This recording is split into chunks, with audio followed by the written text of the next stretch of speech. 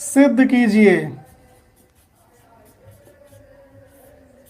कि √2 एक अपरिमेय संख्या है। अपरिमेय संख्या है। ये क्वेश्चन देख लेना पेपर में आपके यानी बोर्ड एग्जाम में 100% आएगा। अब इसकी जगह पर हो सकता है √3 हो सकता है √5 हो सकता है √7 हो। करना आपको उसी तरीके से है। तो चलिए शुरुआत इसी से, क्योंकि ये सबसे ज्यादा पूरी एक्सरसाइज का सबसे इंपॉर्टेंट क्वेश्चन ये है। कैसे करेंगे? हमें प्रूव करना है कि √2 एक अपरिमेय संख्या है, ठीक।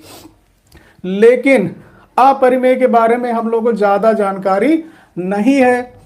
ज्यादा जानकारी हमें परिमेय के बारे में है, तो क्यों ना हम इसको परिमेय मान लें, है ना। इसको क्या करेंगे? परिमेय संख्या मान करके हल करेंगे और परिमेय के जितने भी पैरामीटर्स हैं उन पर इसको तौलेंगे। अगर ये उस पर खरा उतरती है तो ये परिमेय हो जाएगी, अगर नहीं खरा उतरती है तो ये अपरिमेय हो जाएगी। समझ में आ गया?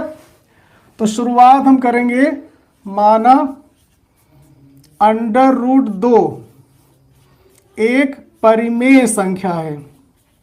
इसका उल्टा मानेंगे। क्यों मानेंगे? इसकी वजह भी है, क्योंकि परिमेय के बारे में हम लोग ज्यादा जानकारी रखते हैं, अपरिमेय के बारे में कम जानकारी, ठीक। तो माना √2 एक परिमेय संख्या है। अब परिमेय किसे कहते हैं? जो P/Q के रूप में होती है, तो ये भी P/Q के रूप में होगी, जो कि P/Q के रूप में है। कोई दिक्कत? √2 को हमने मान लिया एक परिमेय संख्या है। अब ये परिमेय है तो ये P/Q के रूप में होगी। अब P और Q है क्या? आपको पता होगा P/Q का मतलब क्या होता है? P पूर्णांक और Q भी पूर्णांक, यानी P और Q पूर्णांक है। और यहां पर जब हम परिमेय संख्या की बात करते हैं तो कोई भी भिन्न हो तो उसको सरल करके लिखते हैं, मतलब इनका कोई भी उभयनिष्ठ गुणनखंड ना हो। उभयनिष्ठ गुणनखंड कितना हो? 1 हो। अतः ये दोनों क्या हो जाएंगी? सह अभाज्य संख्याएं, ठीक। तो यहां P और Q क्या है? जो कि P/Q के रूप में है और Q 0 ना हो, क्योंकि नीचे अगर 0 होगा तो फिर ये इनफाइनाइट हो जाएगी। जो कि P/Q के रूप में है, जहां P और Q क्या है? जहां P और Q सह अभाज्य संख्याएं हैं। बड़ा क्वेश्चन है भैया, थोड़ा टाइम लगेगा। सह अभाज्य संख्याएं हैं, ठीक। अब सह अभाज्य हैं तो इनका कोई भी उभयनिष्ठ गुणनखंड नहीं होगा। इसका मतलब इनका HCF 1 होगा। अतः P व Q का मासा बराबर 1। ये बात समझ में आ गई? चलो अब आगे बढ़ते हैं। हमने इसको माना है P/Q के रूप में, तो इसको हम लिख भी सकते हैं, यानी √2 बराबर हो जाएगा P/Q, ठीक। कोई दिक्कत? अब इसका √ हटाने के लिए क्या करेंगे? दोनों पक्षों का वर्ग करेंगे। ये हो जाएगा √2 का स्क्वायर और इधर हो जाएगा P/Q का स्क्वायर, ठीक। तो ये √ हट जाएगा, हो गया 2 और इधर हो गया P²/Q², ठीक। कोई दिक्कत? अब देखो, अगर हम 2 को उधर लेके जाएंगे तो ये हो जाएगा P² बराबर Q², ठीक। अब देखो P² में अगर 2 से भाग हो रहा है तो आ रहा है Q², है ना। यानी P² 2 से पूरा विभाजित हो रहा है। तो अगर P² पूरा विभाजित हो रहा है तो P भी विभाजित होगा। इसका मतलब यहां पे हम लिख सकते हैं, चूंकि P² किससे? 2 से पूर्णतः विभाजित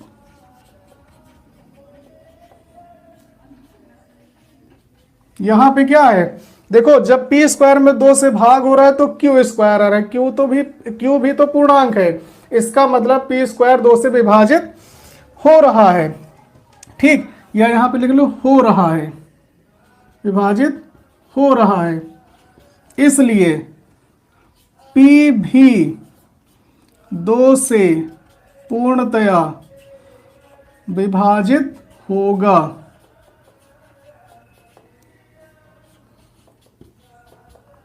ये बात समझ में आ गई। अब P जो है वो 2 से विभाजित हो रहा है, इसका मतलब 2 क्या है, P का भी एक गुणनखंड है ना। इसका मतलब देखो कोई भी संख्या जैसे 6 2 से पूरी तरह विभाजित हो रहा है, मतलब भाग करने पर पूर्णांक ही आ रहा है, 3 आएगा, तो इसका मतलब क्या है, जो 2 है वो 6 का एक फैक्टर है, एक गुणनखंड है। तो यहां पे क्या हो रहा है, 2 P को पूरी तरह विभाजित कर रहा है, इसका मतलब 2 P का एक गुणनखंड होगा, यहां से पता चल गया।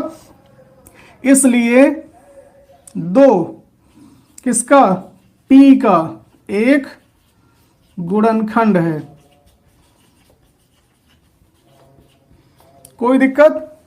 चलो एक पार्ट आपका मान के चलो हो गया। अब इसी को थोड़ा और आगे बढ़ाएंगे, ये सिलेबस आपका हटा दें, समझ में आ ही गया है। इतनी बात समझ में आ गई। अब इसको थोड़ा सा और आगे बढ़ाएंगे। यहां पता चला कि जो 2 है वो P का एक गुणनखंड है, मतलब पूरी तरह विभाजित कर रहा है। तो अब इसको हम मान लेंगे, माना कि अगर P में 2 से भाग करेंगे तो क्या होगा, कोई ना कोई पूर्णांक आएगा, क्योंकि P 2 से पूरी तरह विभाजित हो रहा है। 2 P का एक गुणनखंड है, तो ये पूरी तरह विभाजित करेगा, और पूरी तरह विभाजित करेगा तो रिजल्ट क्या आएगा, कोई ना कोई पूर्णांक आएगा, और इस पूर्णांक को हमने मान लिया R। कोई दिक्कत? तो ये क्या हो जाएगा, P बराबर हो जाएगा 2R, स्क्वायर करेंगे दोनों तरफ का, तो P का स्क्वायर बराबर 2R का स्क्वायर, तो ये हो गया P स्क्वायर बराबर 2 दूनी 4 4R स्क्वायर। अब यहां से P स्क्वायर का मान रखेंगे, P स्क्वायर का मान क्या है, 2Q स्क्वायर। P स्क्वायर का मान क्या है, 2Q स्क्वायर, तो यहां पर हो जाएगा 2Q स्क्वायर बराबर 4R स्क्वायर, 4 इधर आएगा तो 2Q स्क्वायर अपान में 4 बराबर R स्क्वायर, 2 से कैंसिल हो जाएगा, Q स्क्वायर अपान में 2 बराबर R square. Same condition, P square upon में 2 बराबर Q स्क्वायर, यहां Q स्क्वायर अपान में 2 बराबर R स्क्वायर। यहां पे क्या लिखा था कि P स्क्वायर 2 से विभाजित हो रहा है, तो P भी 2 से विभाजित होगा, तो यहां क्या लिखेंगे, Q स्क्वायर 2 से विभाजित हो रहा है, इसका मतलब Q भी 2 से विभाजित होगा। यहां पे क्या मिला था कि 2 P का एक गुणनखंड है, तो यहां क्या मिलेगा, 2 Q का भी एक गुणनखंड है। समझ में आ गया? तो ये जो पूरा सेंटेंस है आपको यहां भी लिखना है कि चूंकि Q स्क्वायर किससे, 2 से पूर्णतया विभाजित हो रहा है, दिख रहा है ना आपको, विभाजित हो रहा है, ठीक, इसलिए Q भी 2 से पूर्णतया विभाजित होगा, पूर्णतया विभाजित होगा। और पूर्णतया विभाजित होने का मतलब है कि इसका भी फैक्टर होगा, इसलिए 2 Q का भी एक गुणनखंड होगा। बात समझ में आ गई? अब इन दोनों बातों को आप मिला के देखें, यहां पे क्या रिजल्ट आया था कि 2 P का भी एक गुणनखंड है, और यहां पे क्या आ गया, 2 Q का भी एक गुणनखंड है। दोनों को अगर हम मिलाएं तो क्या बनेगा कि 2 पी और क्यू दोनों का, देखो इसका भी गुणनखंड है, इसका भी है, इसका मतलब दोनों का है, तो दो पी और क्यू दोनों का उभयनिष्ठ गुणनखंड है, कॉमन फैक्टर, उभयनिष्ठ गुणनखंड है। और उभयनिष्ठ गुणनखंड को क्या कहते हैं? HCF। इसलिए P व Q का मासा बराबर क्या हो जाएगा? 2। समझ में आ गया? लेकिन यहां P और Q का मासा हमने क्या माना है? 1, और आया क्या? 2। इसका मतलब क्या हुआ? हमारी जो मान्यता है वो गलत है। समझ में आ गई बात? P और Q का मासा हमने क्या माना था? 1, निकल के क्या आया? P और Q का मासा 2। बात गलत हो गई। इसका मतलब हम क्या लिखेंगे? अतः हमारी मान्यता गलत है। अतः हमारी मान्यता गलत है। कौन सी मान्यता? ये मान्यता जो हमने माना था। क्या माना था? परिमेय संख्या। भैया ये परिमेय नहीं है, √2 एक अपरिमेय संख्या है। सिद्ध हो गया। कोई दिक्कत? ये है 2023 का मोस्ट वांटेड क्वेश्चन। 100% पेपर में आना इसका तय है। एक क्वेश्चन इसका तो आएगा जरूर। मूल समान है तो P का मान, D बराबर 0 तो मूल समान, मूल समान तो D बराबर 0। D का मतलब क्या होता है? D का मतलब B² - 4AC है ना। इससे हम निकालेंगे, इसी को कहते हैं विविक्त कर। और इसमें हमको A चाहिए, B चाहिए, C चाहिए। तो ABC पहले आपको निकालना पड़ेगा। तो हम तुलना करा लेंगे AX² + BX + C बराबर 0 से तुलना करने पर। ठीक, तो A बराबर क्या आ गया? 3, B बराबर आ गया -12, और C बराबर ये पूरा P+। कोई दिक्कत? A बराबर 3, B बराबर -12, C बराबर P+3। चूंकि क्या दिया गया है? मूल समान है, तो यहां लिखेंगे चूंकि मूल समान है, इसलिए क्या होगा? D बराबर 0। बस इतना याद रखना है। मूल समान यानी D बराबर 0, तो D बराबर 0, B² - 4AC बराबर 0। काम आपका हो गया। B का मान -12 का स्क्वायर -4AC, A का मान 3, C का मान P+3 बराबर 0।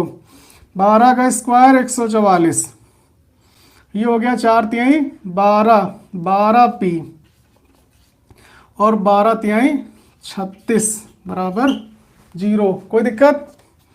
पक्षांतर करेंगे तो ये हो गया -12P उधर चला जाएगा, हो गया 12P बराबर 144 - 36। 14 में से 6 गए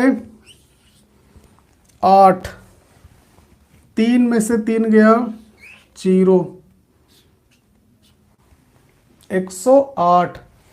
तो P बराबर 108 बटे 12, 12 9 108। P बराबर, कोई दिक्कत? बस आपको याद रखना है D बराबर 0 तो मूल समान, मूल समान तो D बराबर 0। एक द्विघात समीकरण दिया गया है, इसके मूल अल्फा और बीटा है, तो आपको इसका मान बताना है। इस टाइप का कोई भी क्वेश्चन आए, आपको सबसे पहला काम क्या करना है? अल्फा प्लस बीटा और अल्फा इंटू बीटा, इनके मान निकाल के रख लेना है। ठीक, क्या करना है? अल्फा प्लस बीटा का मान और अल्फा इंटू बीटा का मान निकाल के रख लेना है। कैसे करेंगे? समीकरण आपका दिया गया है 2x² माइनस का 3x प्लस 5 बराबर 0। हमको चाहिए दो मान, एक अल्फा प्लस बीटा का जो कि होता है -b/a और एक अल्फा इंटू बीटा का जो होता है c/a। अब तो याद हो गया होगा। ठीक, सबसे पहला काम, कोई क्वेश्चन इस रूप में होगा अगर कि समीकरण के मूल अल्फा और बीटा है, तुरंत आपको ये दोनों मान निकाल के रख लेने हैं। बस आगे जो होगा देखा जाएगा। सबसे पहला काम ये मान निकालो, और इसके लिए हमको ABC चाहिए, और ABC के लिए हम तुलना करेंगे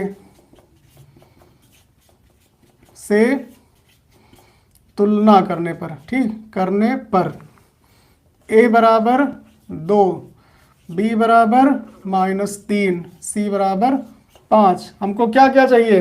अल्फा प्लस बीटा चाहिए, अल्फा इंटू बीटा चाहिए। अल्फा प्लस बीटा बराबर होता है -b/a। ठीक, तो अल्फा प्लस बीटा आ जाएगा -b। b का मान है -3 और a का मान है 2, यानी अल्फा प्लस बीटा बराबर आ गया 3/2। कोई दिक्कत? दूसरा क्या निकालना है? अल्फा इंटू बीटा, ये भी निकाल के रख लो। अल्फा इंटू बीटा बराबर होता है c/a। c का मान 5 और a का मान 2, ये भी आ गया। ठीक, यहां तो कोई दिक्कत?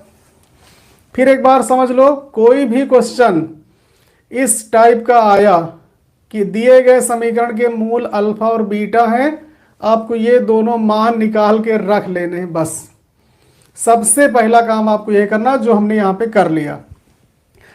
इस समीकरण के मूल अल्फा बीटा जैसे नजर आए, हमने दो मान निकाल के रख लिए, अल्फा प्लस बीटा का और अल्फा इंटू बीटा का।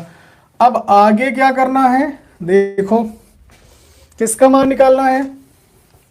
मान हमको चाहिए इसका, alpha square beta plus beta square alpha. क्या करें? इसको ध्यान से देखो, कुछ ऐसा काम करो कि जिससे ये इन दोनों में चेंज हो जाए, अल्फा प्लस बीटा बन जाए, अल्फा इंटू बीटा बन जाए। बस हम दोनों ये मान उठा के यहां से रख सकें, है ना। अल्फा स्क्वायर और अल्फा में अल्फा कॉमन, बीटा स्क्वायर और बीटा में बीटा कॉमन, काम खत्म। तो इन दोनों में कॉमन क्या मिल रहा है? Alpha beta. बचेगा क्या? यहां बचेगा अल्फा प्लस, ये देखो बन गया अल्फा इंटू बीटा। ये देखो 5/2, अल्फा प्लस बीटा 3/2, उठा के दोनों मान रख देने हैं। आसान हो गया question. Alpha into beta 5/2 into alpha plus beta 3/2, गुणा करा दो, 5 3 15, 2 दूनी 4, यही आंसर। कोई दिक्कत किसी को? किसी त्रिभुज में एक भुजा के समांतर खींची गई रेखा अन्य दोनों भुजाओं को जिन बिंदुओं पर प्रतिच्छेद करती है, वे बिंदु उन दोनों भुजाओं को समान अनुपात में विभाजित करते हैं। यही है थेल्स प्रमेय। ये तो हो गया इसका कथन। क्या क्या हमें पता है? एक त्रिभुज है, एक त्रिभुज ABC है, ठीक, जिसमें भुजा BC, ये वाली भुजा BC के समांतर खींची गई, भुजा BC के समांतर रेखा DE है। इतना हमें पता है। एक त्रिभुज ABC है और इसमें जो भुजा BC है उसके समांतर रेखा DE है। समझ में आ गया? अब इसके बाद सिद्ध करना है। क्या सिद्ध करना है? सिद्ध करना है कि इनका अनुपात बराबर होगा इनका अनुपात, है ना। सिद्ध करना है AD अपान BD। बहुत आराम से समझिएगा, बराबर होगा AE अपान EC। यही तो थेल्स प्रमेय कहती है कि किसी त्रिभुज की एक भुजा के समांतर अगर कोई रेखा खींची जाए तो वो रेखा अन्य दोनों भुजाओं को जिन बिंदुओं पर प्रतिच्छेद करती है वे बिंदु उन भुजाओं को समान अनुपात में विभाजित करते हैं। स्टेटमेंट हो गया, दिया है, सिद्ध करना है। अब रचना, रचना उसके बाद उपपत्ति यानी प्रूफ। रचना क्या करनी है, बहुत ध्यान से देखिएगा। रचना में आपको क्या करना है, एक लंब डालेंगे हम ए ई पर, डी से एक लंब डालेंगे किस पर, ए ई पर, और इसको हमने नाम दे दिया एम। तो क्या हो गया, डीएम लंब हो गया। और ई से लंब डालेंगे ए डी पर, ई से लंब डालेंगे ए डी पर, इसका नाम दे दिया हमने ई एन। समझ में आ गया। एक तो ये रचना हो गई। दूसरा डीसी को मिलाएंगे और बीई को मिलाएंगे। इतना काम आपको करना है। अब डिजाइन आपका बहुत बढ़िया बन गया। डीसी को मिलाया, बीई को मिलाया, ई से एडी पर लंब ईएन खींचा और डी से एई पर लंब डीएम खींचा। तो रचना में क्या आपको लिखना है, बीई को मिलाया, बीई तथा डीसी या सीडी, सीडी को मिलाया। ये दो रचनाएं हो गई। और ई से एडी पर लंब ईएन तथा डी से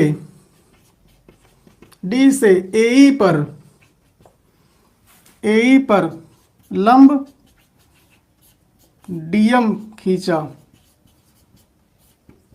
इतनी बात समझ में आ गई। अब आते हैं उपपत्ति पे, इसकी कैसे इसको प्रूफ करेंगे। बहुत आसान है, आज आपको ये थेल्स प्रमेय याद हो जाएगी अच्छे से। उपपत्ति में क्या करना है, अब देखो इसकी आपको ट्रिक समझना है। अगर वो ट्रिक समझ में आ गई तो फिर आप इसकी उपपत्ति कभी नहीं भूलेंगे। अगर वो नहीं याद रहा तो फिर आप कंफ्यूज हो सकते हैं। देखो इसमें कुल मिला के हमें 3 त्रिभुज से काम लेना है। एक त्रिभुज ये वाला हो गया, अलग बना के आपको हम दिखा रहे हैं, ए डी और ई। समझ में आ गया। एक त्रिभुज ये वाला यूज करना है, डी ई और बी इसके नीचे ही बना रहे हैं, जो इस तरह से बना है, डी ई और बी। एक त्रिभुज और इधर वाला यूज करना है, ये वाला। बस 3 त्रिभुज आपको यूज करने हैं। समझ में आ गया, दिख रहा है। इसका नाम क्या है, इसका भी नाम डी ई और सी।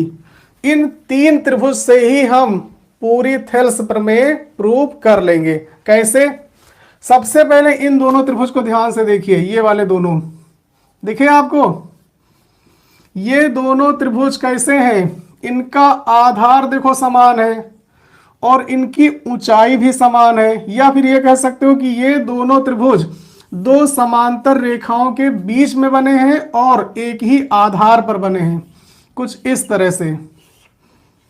एक त्रिभुज ये वाला है और एक त्रिभुज ये वाला है।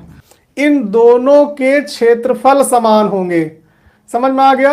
अगर आधार बराबर हो और ऊंचाई बराबर हो तो उनका क्षेत्रफल एक जैसा होगा। इसका मतलब इन दोनों त्रिभुजों के क्षेत्रफल कैसे हैं, समान होंगे। क्यों समान होंगे, क्योंकि ये एक ही आधार, देखो ये वाला त्रिभुज भी डी आधार पर बना है और ये वाला त्रिभुज भी डी आधार पर बना है। इनका आधार समान है और ऊंचाई भी समान है ना। बस यही शुरुआत करेंगे। त्रिभुज नाम इसका क्या है, डी ई बी, नाम याद रखिएगा, डी ई बी। और दूसरा डी ई सी, डी ई सी। एक ही आधार और समान ऊंचाई पर बने हैं। एक ही आधार और समान ऊंचाई। समान ऊंचाई पर बने हैं, इसलिए इन दोनों का क्षेत्रफल समान होगा। समझ में आ गया? इसलिए एरिया ऑफ ट्रायंगल DEB बराबर होगा एरिया ऑफ ट्रायंगल DEC। समीकरण 1। बताओ भाई, यहां तक बात समझ में आ गई? एक समीकरण आपको अच्छे से समझ में आ गई होगी कि इन दोनों के क्षेत्रफल समान है। अब जो दूसरी ट्रिक वो ये है, दूसरा काम ये करना है कि जो ऊपर वाला त्रिभुज है इसका क्षेत्रफल और इसका क्षेत्रफल, इन दोनों का अनुपात निकालना है एक बार, और दूसरी बार इनका और इनका अनुपात निकालना है। चलो भाई फिर इसके आगे बढ़ते हैं। अब ये हमने मिटा दिया इसका स्टेटमेंट। अब जो ट्रिक हमने बताई वो क्या बताई है कि दोनों का अनुपात निकालना है। ठीक, इसको भी हटा दें, सबको पता है ये थेल्स प्रमेय है। अब देखो, इनका क्षेत्रफल बटे इनका क्षेत्रफल, तो एरिया ऑफ ट्रायंगल ADE यानी ये वाला, इसमें हम नहीं कर रहे, ये रफ में बात कर रहे हैं, समझ जाओ ये वाला। ठीक, ट्रायंगल ADE अपान में इनका एरिया ऑफ ट्रायंगल, क्या नाम है इसका, DEB, इन दोनों का अनुपात निकालना है। ठीक, बहुत ध्यान से देखो। अब इसका जब क्षेत्रफल हम निकालेंगे तो क्षेत्रफल क्या होता है, 1/2 गुणे आधार। अब ध्यान से देखो, हमको इस त्रिभुज के साथ निकालना है तो हम इधर वाली भुजा को आधार मानेंगे, तो 1/2 गुणे आधार, इसका आधार क्या होगा, ये वाला मानेंगे। ठीक, आधार और गुणे ऊंचाई। ठीक, आधार कितना हो गया AD और ऊंचाई कितनी होगी इसकी EN। कोई दिक्कत? अपान में इसका क्षेत्रफल निकालो, इसका आधार ये वाला हम मान लेंगे आधार, और ऊंचाई यही वाली मानेंगे इसकी इधर से, तो इसका क्षेत्रफल हो जाएगा 1/2 गुणे आधार, इसका हो जाएगा BD, और ऊंचाई इसकी भी EN। कोई दिक्कत किसी को? 1/2 से 1/2 कैंसिल हो जाएगा, EN से EN कैंसिल हो जाएगा, बराबर आ गया AD अपान में BD। समीकरण 2। कोई दिक्कत? इनका इनका अनुपात आ गया। अब यही काम आपको इनके साथ करना है, इनका और इनका अनुपात निकालो क्षेत्रफल का। फिर से एक बार, एरिया ऑफ ट्रायंगल ADE ऊपर वाला और नीचे वाला बदल देंगे, क्या नाम इसका हो जाएगा, एरिया ऑफ ट्रायंगल DEC। अब इनका क्षेत्रफल निकालो। देखो, ऊपर वाला आधार ये माना था पहली बार में, अब जब इसके साथ कर रहे हैं तो आधार ये वाला मानेंगे। ठीक, ये आधार और ये ऊंचाई, ये आधार ये ऊंचाई, तो इसका क्षेत्रफल हो जाएगा 1/2 गुणे आधार AE और ऊंचाई DM। कोई दिक्कत? इसका क्षेत्रफल आधार ये मानेंगे और ऊंचाई इसकी यही DM रहेगी, 1/2 गुणे आधार EC और ऊंचाई इसकी भी DM। DM से DM कैंसिल, 1/2 से 1/2 कैंसिल, ये आ गया AE अपान EC। ठीक, समीकरण 3। अब जरा ध्यान से देखो, यहां पे है ट्रायंगल ADE ऊपर है, यहां भी वही ट्रायंगल है ना। दोनों समीकरण में ध्यान से देखो, यहां भी वही है, यहां भी वही है, लेकिन ये दोनों अलग अलग है। इसमें है DEB वाला त्रिभुज ये वाला, और इसमें ये वाला है, और ये दोनों आपस में बराबर है। समीकरण 1 हमें बता रहा है, समीकरण 1 से पता चला है कि ये दोनों त्रिभुज का क्षेत्रफल आपस में बराबर है। तो समीकरण 1 का यूज अगर हम करें यहां पे तो क्या कर सकते हैं, समीकरण 1 से अगर हम मान रख दें इसमें, तो यहां पे क्या आ जाएगा, ये वाला त्रिभुज आ जाएगा। तो इसको हम लिख सकते हैं, यह एरिया ऑफ ट्रायंगल ADE अपान, ये चेंज करो समीकरण 1 से, इसकी जगह क्या लिखेंगे, ये वाला, किस लिए, जिससे ये दोनों साइड बराबर हो जाएं। ट्रायंगल DEB बराबर रहेगा तो यही AE अपान EC, इसको हमने मान लिया समीकरण 3। मान कहां से रखा, समीकरण 1 से। ठीक, आप भैया ध्यान से देखो, समीकरण 2 और 3 को आप ध्यान से देखिए, समीकरण 2 और 3 को ध्यान से देखिए, कुछ नजर आया, समीकरण 2 और 3 को ध्यान से देखिए। ADE का क्षेत्रफल, DEB का क्षेत्रफल, ADE का क्षेत्रफल, DEB का क्षेत्रफल, दोनों का साइड बराबर, तो अगर एक साइड बराबर है तो दूसरा साइड भी बराबर होगा। तो समीकरण 2 और 3 से हमें क्या मिलेगा, ये बराबर में ये। समीकरण 2 व 3 से क्या मिलेगा, AD अपान में BD बराबर AE अपान में EC। यही है थेल्स प्रमेय, मूलभूत समानुपातिक प्रमेय। किसी त्रिभुज की एक भुजा के समांतर खींची गई रेखा अन्य दोनों भुजाओं को जिन बिंदुओं पर प्रतिच्छेद करती है, वे बिंदु उन दोनों भुजाओं को समान अनुपात में विभाजित करते हैं। काम खत्म। इसमें एक ट्रिक है जो आपको लगानी है, अगर वो अप्लाई नहीं करेंगे तो ये क्वेश्चन नहीं लगेगा। x यहां पे है और x यहां पे है, तो सबसे पहला काम है x को एक साइड में कर लेना। ठीक, बस कोई दिक्कत नहीं होगी। x को एक साइड में ले आओ, तो ये हो गया 1 upon a plus b plus x. आ जाओ भैया इधर, माइनस 1 अपान एक्स। अब ये एक जैसे लोग एक तरफ हो गए, अब इनको किसी को कोई दिक्कत नहीं है ना, ये बेचारा अकेले था इधर। 1 अपान ए और 1 अपान, अब ये लोग खुश हैं, अपने परिवार में एक साथ आ गए। इन दोनों का एलसीएम ले लेंगे और इन दोनों का एलसीएम। ठीक, इनका एलसीएम कॉमन कुछ है नहीं, तो बस मल्टीप्लाई करना है, a plus b plus x into x. इधर इन दोनों में भी कॉमन कुछ है नहीं, मल्टीप्लाई करना है a इंटू बी। एलसीएम समझ में आ गया।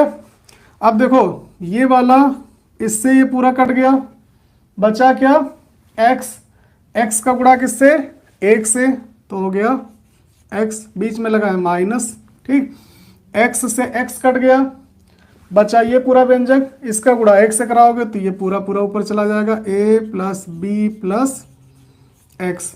इधर वही कार्यक्रम, a से a कट गया, b का 1 से गुणा b, b से b कैंसिल, a का 1 से a।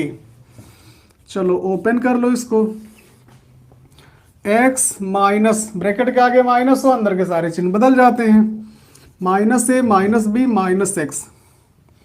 नीचे चाहो तो गुणा करा लो, तो हो जाएगा ax plus bx plus x square. इधर इनको क्रम से लिख लो तो अच्छा लगे दिखने में, a plus b upon a b. देखो b प्लस ए लिखा है, चाहे a प्लस बी लिख लो, बात तो वही है ना। अब देखो कुछ कैंसिल हुआ, x से x कैंसिल हो गया, तो ऊपर देखो माइनस a है और माइनस b है। माइनस अगर हम कॉमन ले लेंगे तो यहाँ भी a प्लस बी बन जाएगा। हमने माइनस कॉमन ले लिया तो आ गया a प्लस बी। नीचे जो लिखा है इसको क्रम से लिख लो, सबसे बड़ी घात पहले फिर छोटी घात। इधर भी है a प्लस बी अपान में ए बी। अब ध्यान से देखिए, इधर भी a प्लस बी, इधर भी a plus b, a plus b, a plus b दोनों हो गए कैंसिल।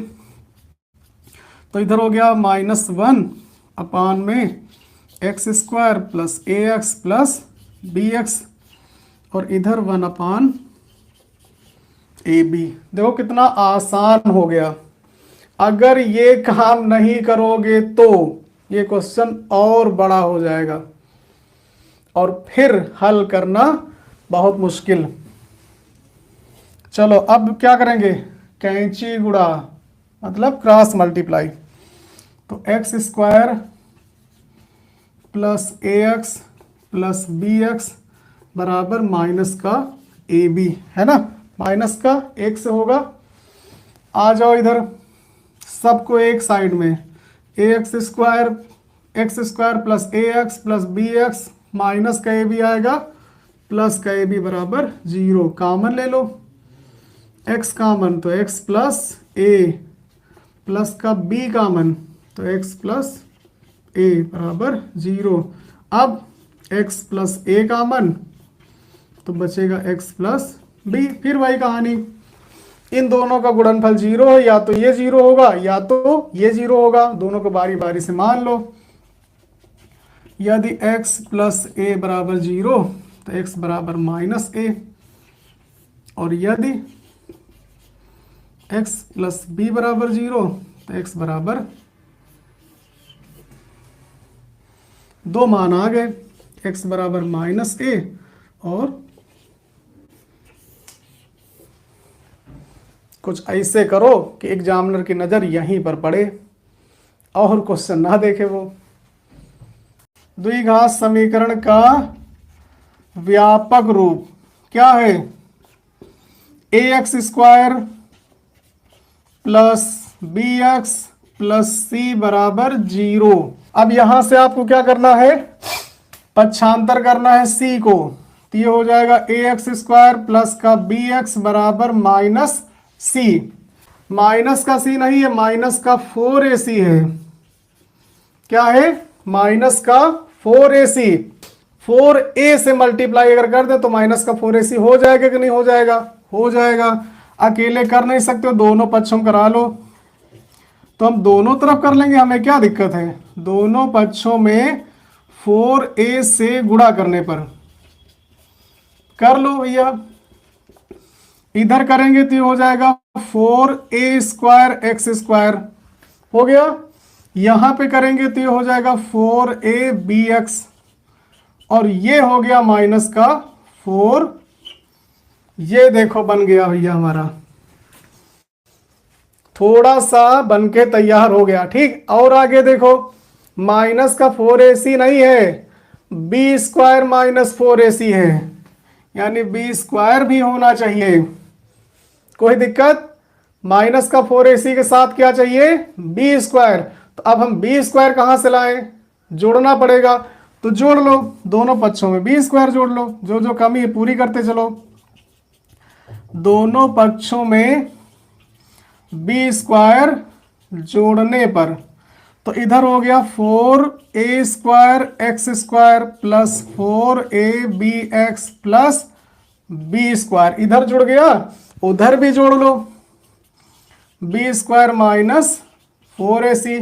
अब कुछ बना, अब मिलाओ, अब बी स्क्वायर माइनस 4ac पूरा पूरा मिल रहा है। अब कह दो अंडर रूट कहां से लेके आए, उसके लिए अंडर रूट बनाने के लिए पहले इधर चेक करो ये कोई फार्मूला तो नहीं बन रहा है। चेक करते हैं, ये 2 का स्क्वायर, ये a का स्क्वायर, ये x का स्क्वायर, इन सबको एक साथ हम लिख सकते हैं 2ax का होल स्क्वायर लिख सकते हैं। अब ये बन गया a स्क्वायर, और इधर है b स्क्वायर, a स्क्वायर मिल गया, b स्क्वायर मिल गया, क्या बीच वाला 2ab के रूप में लिखा है, चेक करो, 2 इंटू ए का मान 2x, b का मान b, क्या इनको गुणा करने पर 4abx आ रहा है, यस, 2 दूनी 4 abx। तो ये तो एक फार्मूला बन गया, एक सर्वसमीका बन गई, a प्लस बी का होल स्क्वायर।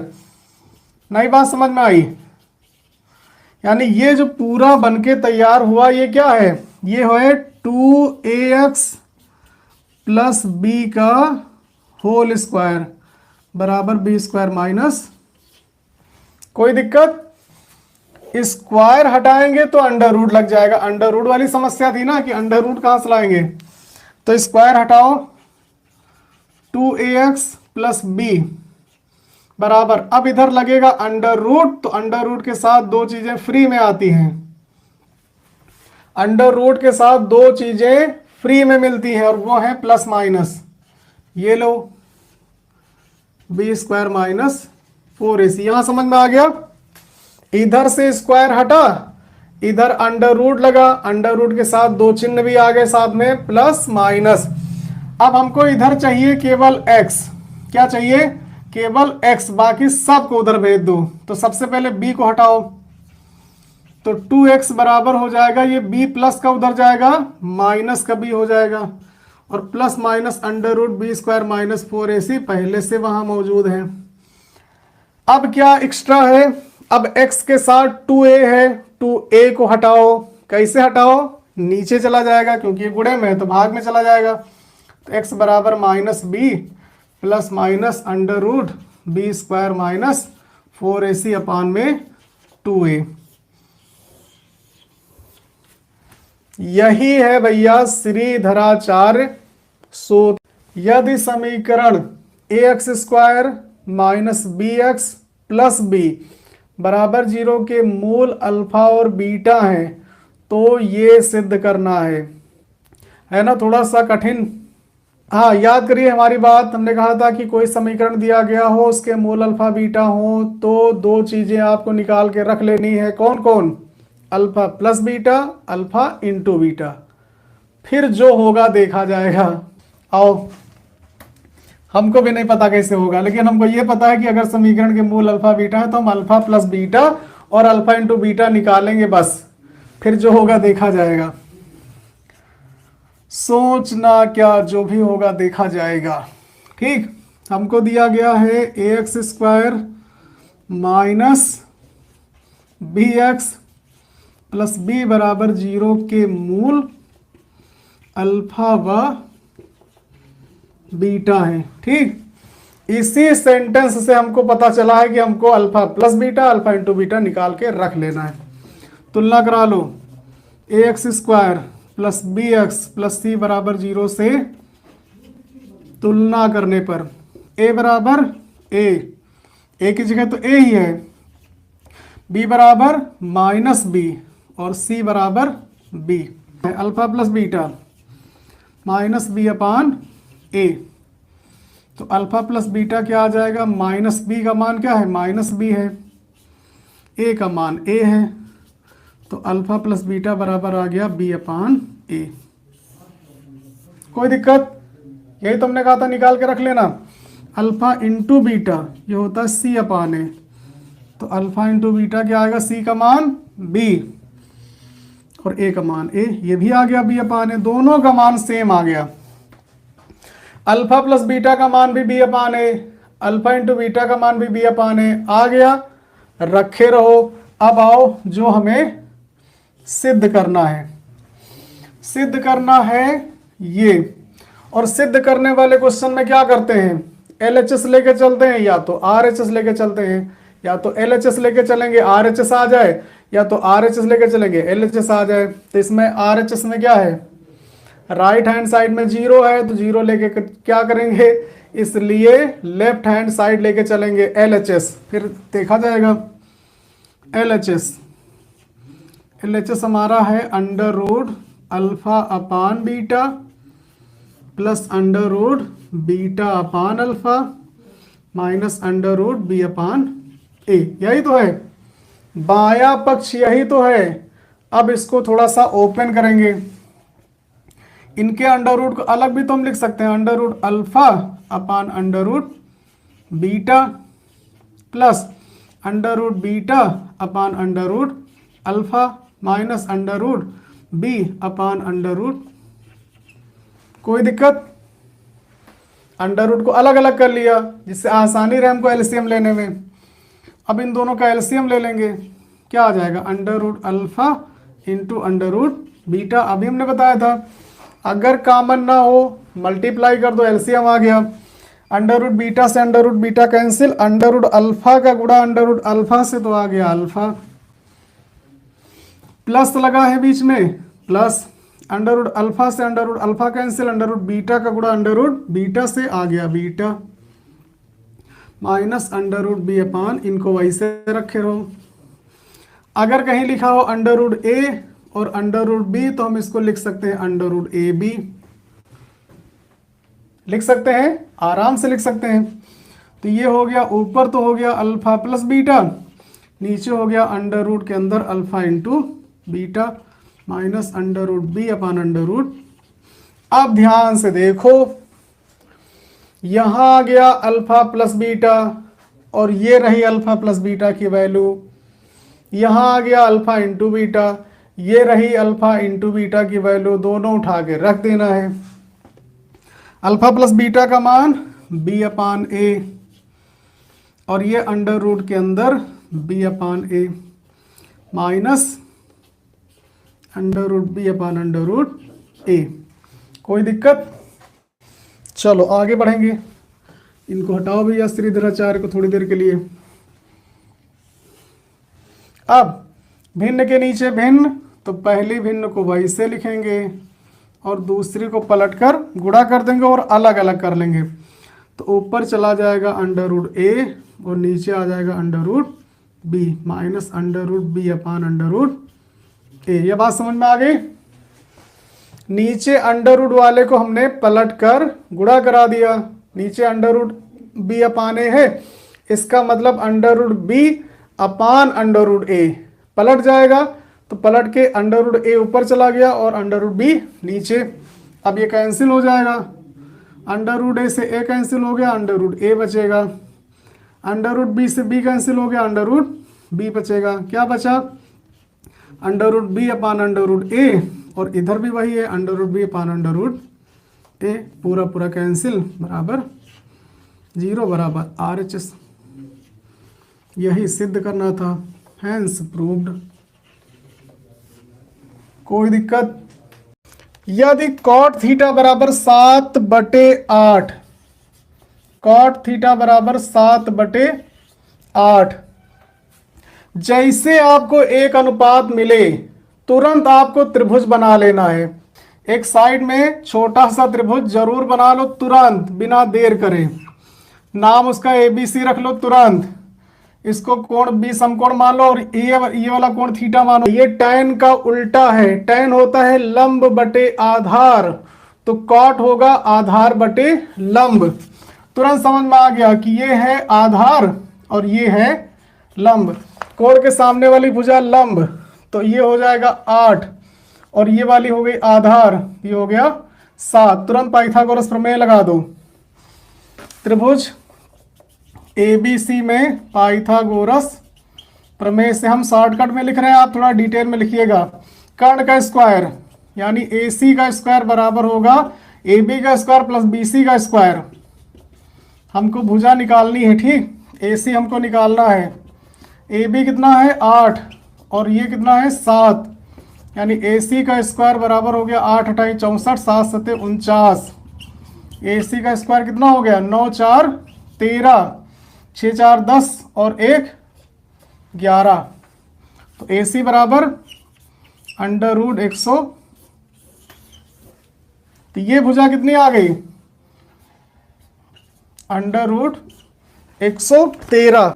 अब जो आपको मान निकालना वो ये है, मान निकालना है आपको 1 + sin theta, 1 + sin theta into 1 - sin theta upon में 1 + cos theta into 1 - cos theta. अब देखो यहां पर एक तरकीब आपको लगानी है। अगर आप इस डायरेक्ट मान रखेंगे तो ये लंबा हो जाएगा, यहाँ पे साइन का मान रखेंगे लंब बटे कर्ण, कॉस का मान रखेंगे आधार बटे कर्ण, है ना। इससे अच्छा है इसमें फार्मूला लगा दो, कौन सा, A² - B² वाला। एक ब्रैकेट में A + B, एक ब्रैकेट में A - B हो गया A² - B² यानी 1 - sin² थीटा। नीचे भी वही फार्मूला 1 - अब आपको एक बार मान रखना है। कहानी समझ में आ गई? उससे आसान हो गया, यानी 1 - sin थीटा का मान लंब बटे कर्ण 8/√113 का स्क्वायर और नीचे 1 - cos स्क्वायर 7 बटे आधार बटे कर्ण 7/1 √² ठीक। ये कितना हो जाएगा, ऊपर आ जाएगा 1 माइनस 8 अठाई 64 बटे 113, नीचे आ जाएगा 1 माइनस 7 सते 49 बटे 113। सरल करो, 113 में से 64 घटाओ, कितना बचेगा? 49, 49 बटे 113, नीचे 64 बटे 113, ये कैंसिल हो जाएगा, 49 बटे 64। 3 वर्ष पूर्व रहमान की आयु वर्षों में का व्युत्क्रम अब से 5 वर्ष पश्चात आयु के व्युत्क्रम का योग 1/3 है, तो उसकी वर्तमान आयु, वर्तमान आयु पूछी गई है। वर्तमान आयु से शुरुआत करिए, माना किसकी? रहमान की, रहमान की वर्तमान आयु, जो पूछा गया उसी को मानना है, बराबर x वर्ष। कोई दिक्कत? एक लाइन तो आप आराम से लिख सकते हैं। वर्तमान आयु पूछी गई है, हमने मान लिया, माना रहमान की वर्तमान आयु बराबर x वर्ष। अब 3 वर्ष पूर्व और 5 वर्ष बाद, ये दो चीजें चाहिए, 3 वर्ष पूर्व की आयु और 5 वर्ष बाद की आयु। ठीक, तो ये भी निकाल लो। 3 वर्ष पूर्व, 3 वर्ष पूर्व रहमान की आयु, दो चीजें चाहिए, 3 वर्ष पूर्व और, तो 3 वर्ष पहले क्या होगा? वर्तमान से 3 घटा लो, यानी x माइनस 3 वर्ष। कोई दिक्कत? और 5 वर्ष बाद कितनी होगी?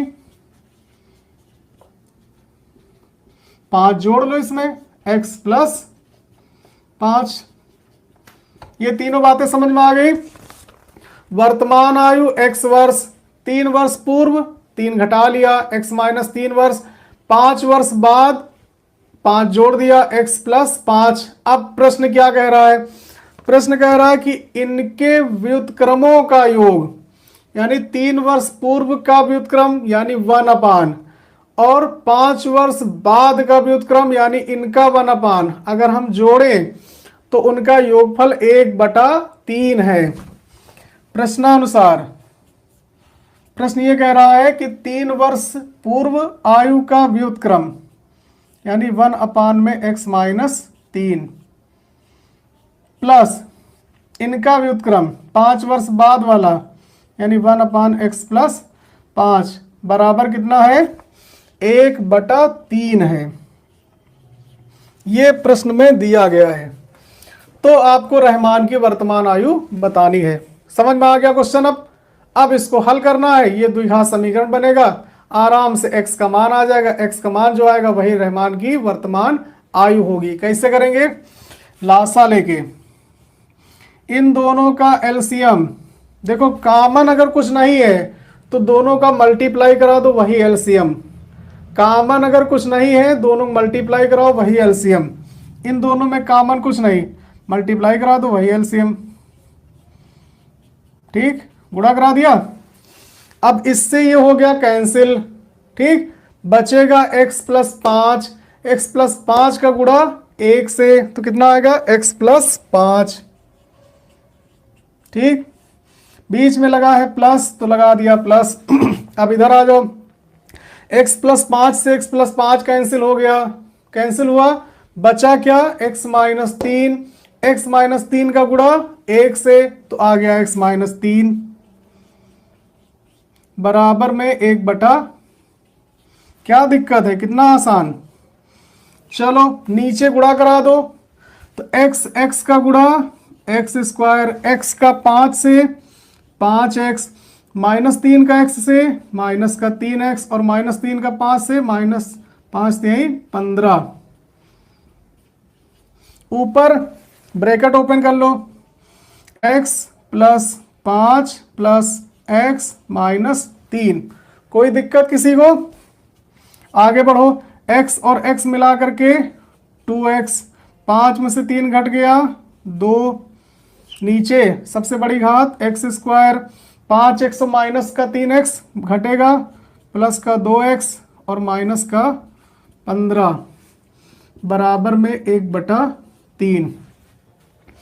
कैंची गुणा करा लो, 3 का गुणा इससे हो जाएगा, 1 का गुणा इससे हो जाएगा। ठीक, तो हो गया एक्स स्क्वायर, क्या आ जाएगा, एक्स स्क्वायर प्लस का 2x माइनस 15 बराबर 3 का गुणा हो 3 दूनी 6x प्लस 3 दूनी 6। पक्षांतर करके सब एक साइड में ले आओ भैया इधर चले आओ। एक्स स्क्वायर प्लस का 2x माइनस का 15, 6x इधर आएगा माइनस का 6 इधर आएगा माइनस का हो जाएगा। अब ये बन गया द्विघात समीकरण, 2x और माइनस का 6x माइनस का 4x, 15 और 6 21। समझ में आया? अब ये एक द्विघात समीकरण बन गया।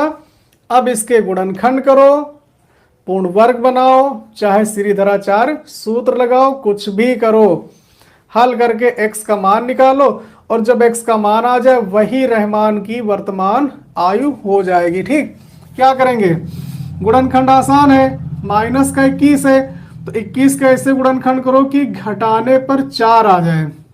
बताओ भाई, चलो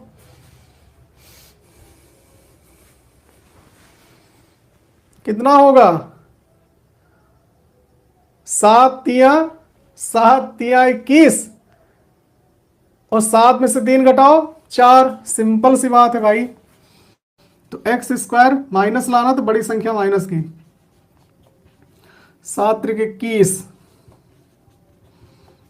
कोई दिक्कत, x कामन x माइनस 7 प्लस का 3 कामन x माइनस 7। अब x माइनस 7 तो x प्लस 3, मान लो भैया बारी बारी से, यदि x प्लस 3 बराबर 0 तो x बराबर -3 और यदि x माइनस 7 बराबर 0 तो x बराबर 7। अब आयु किसी की माइनस में तो होती नहीं है तो आयु किस में आएगी, प्लस में आएगी। तो अतः रहमान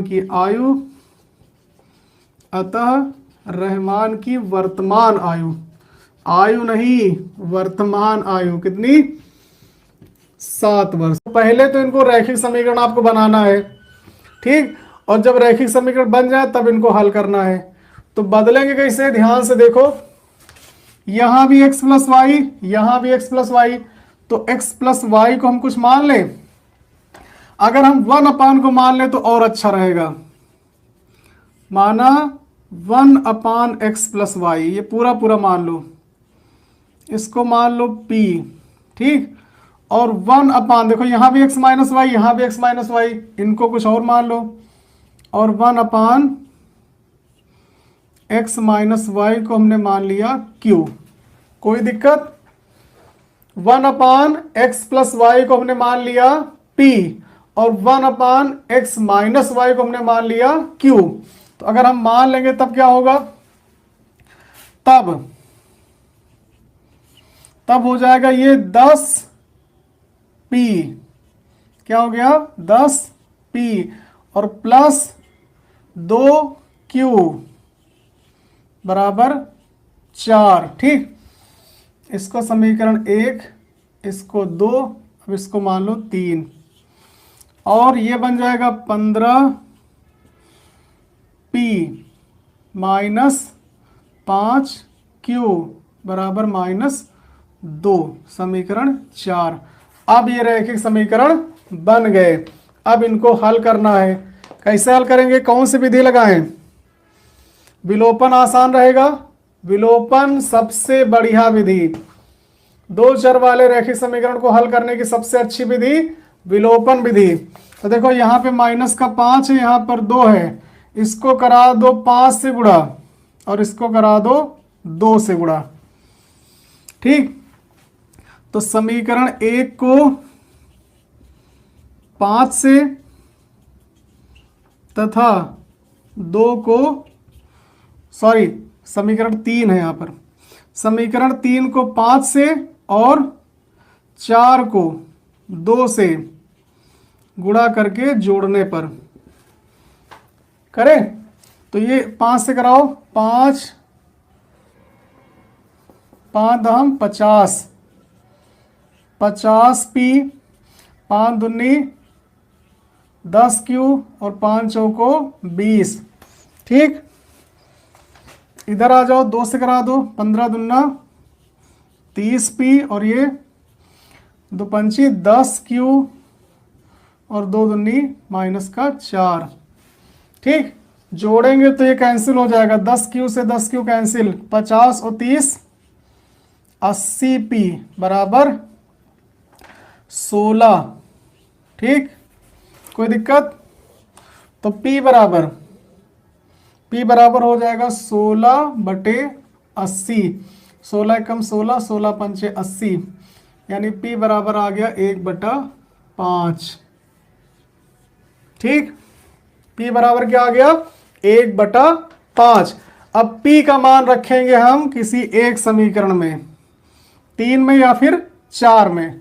किस में रखें? 3 में रखो। P का मान समीकरण 3 में रखेंगे तो Q आ जाएगा 3 में रखने पर। और 3 क्या है? 10P, P का मान 1/5 प्लस 2Q बराबर 4। कोई दिक्कत?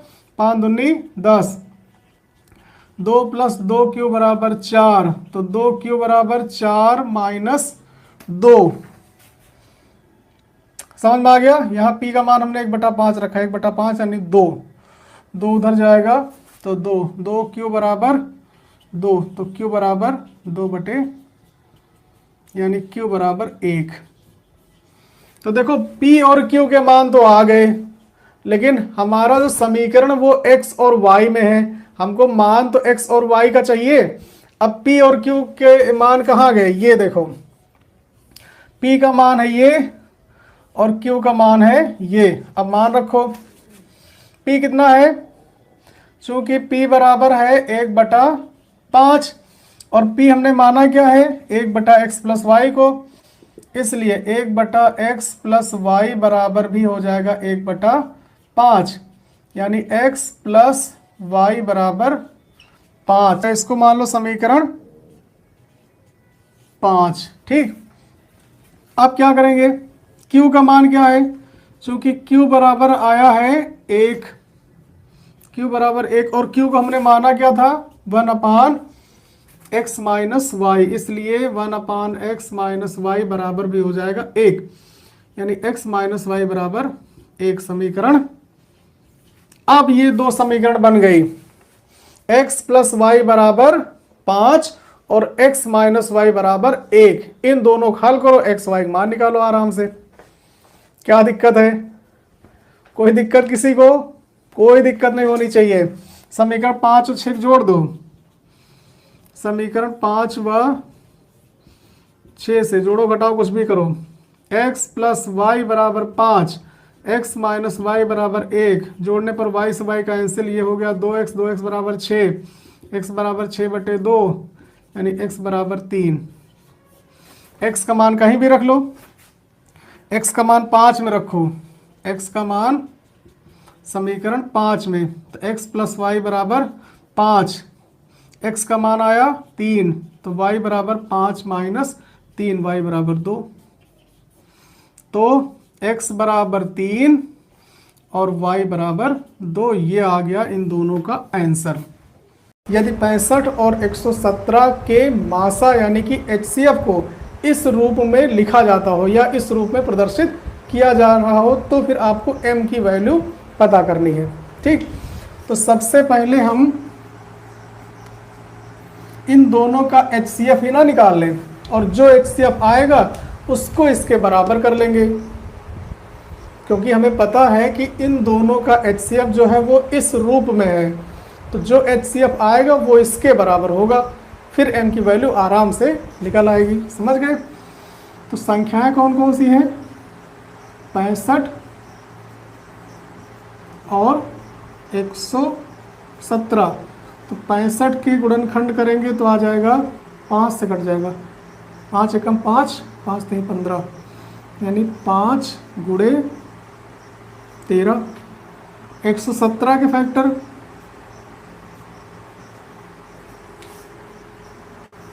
ये 3 से कट जाएगा, 3 त्रिका 9 और 2 11, 3 9 27, फिर 3 से कटेगा, 3 कम 3, 3 त्रिका 9, फिर 13, यानी 3 गुणे 3 गुणे 13। अब दोनों के फैक्टर आ गए, 65 के हैं 5 गुणे 13, 117 के 3 गुणे 3 गुणे 13। HCF क्या होता है? जो फैक्टर दोनों में कॉमन हो। 65 और 117 का क्या होगा? जो दोनों में फैक्टर कॉमन हो। तो देखो 13 इसमें भी है और 13 इसमें भी है, तो HCF आ गया 13। ठीक।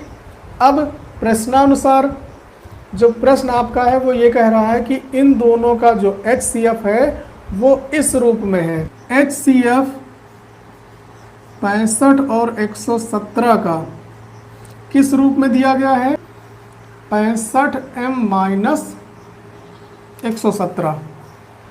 ठीक। अब इसकी वैल्यू है 13, तो यहाँ पर हम लिख देंगे 13 बराबर हो जाएगा 65m माइनस 117। ये बात समझ में आई? अब इसको सरल करो, 65 117 इधर आ जाएगा, ये हो जाएगा 65m बराबर 117 प्लस 13, है ना। तो 65m बराबर हो गया 7 3 10, 1 1 2 1 3 और 1, तो m बराबर क्या होगा? 130। ये गुणे में चला जाएगा भाग में, 65 65 एकम 65, 65 दूना 130, m बराबर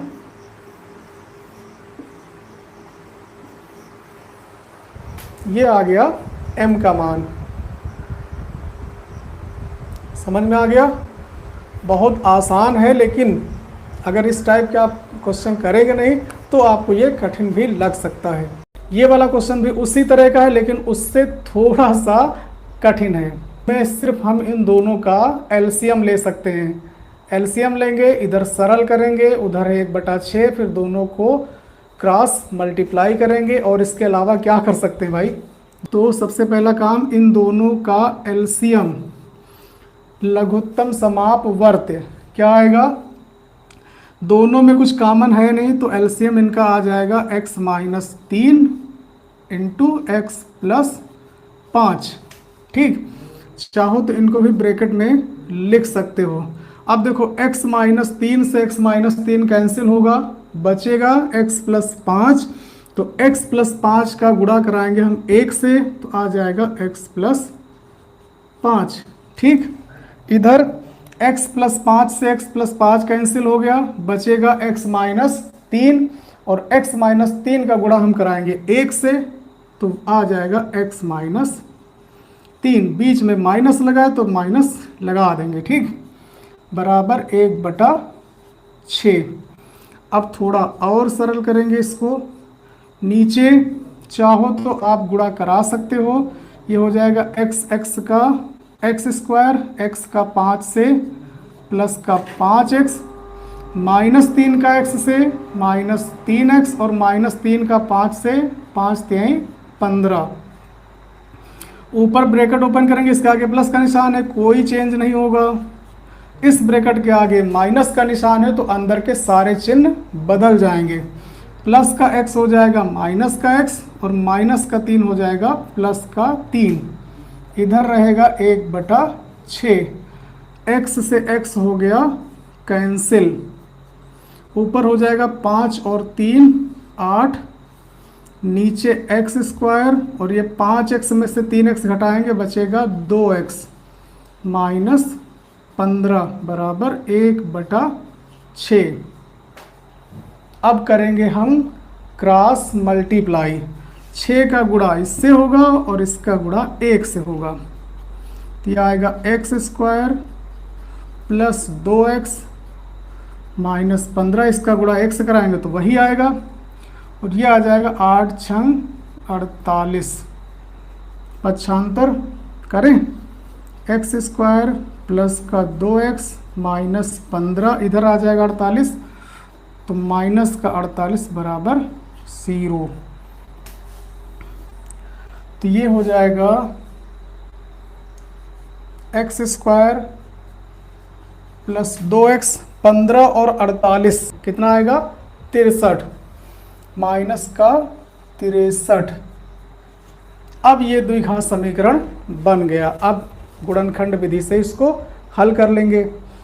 यहाँ पे कोई संख्या तो है नहीं, तो अब गुणा तो कराना नहीं है, सिर्फ क्या देखेंगे लास्ट में जो अचर पद है वो है माइनस का 63। तो 63 के आपको ऐसे गुणनखंड करने हैं कि घटाने पर 2 आ जाए। 9 सत्ते 63 और 9 से 7 घटाएंगे आएगा 2। बहुत आसान है। तो क्या होगा यहाँ पे एक्स स्क्वायर प्लस का लाना है तो बड़ी संख्या प्लस की, माइनस 7x माइनस 63 बराबर 0। इन दोनों में कॉमन x बचेगा x प्लस 9। इन दोनों में माइनस का 7 कॉमन, तो यहाँ भी बचेगा x प्लस 9 बराबर 0। अब x प्लस 9 अगर हम कॉमन लेंगे तो बचेगा x माइनस 7 बराबर 0।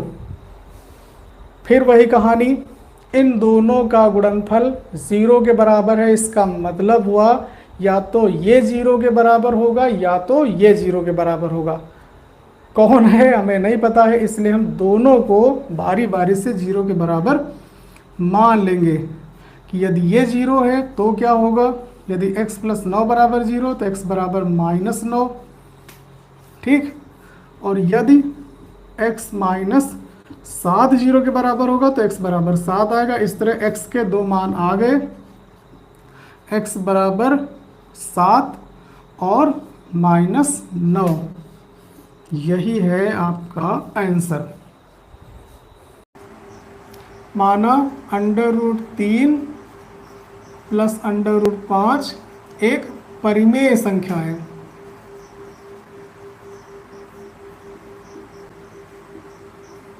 हालांकि पता है कि हमारी मान्यता गलत होने वाली है, हमने गलत माना है लेकिन मान लेते हैं, ठीक। तो माना √3 प्लस √5 एक परिमेय संख्या है जो कि a/b के रूप में है, जहाँ b is not equal to 0, जहाँ a और b सहअभाज्य संख्याएं हैं।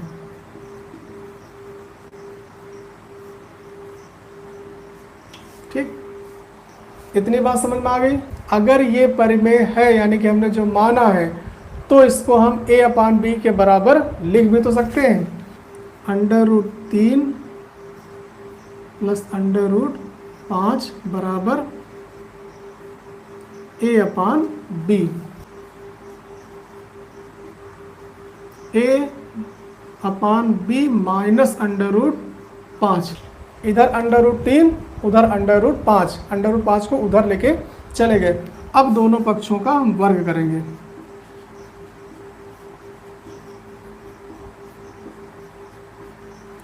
दोनों पक्षों का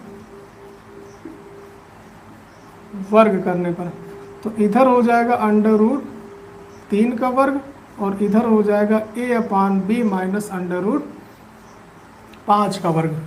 ये हो गया √3 का वर्ग 3, और इसको ओपन करेंगे a माइनस b का होल स्क्वायर, तो a square plus b square minus 2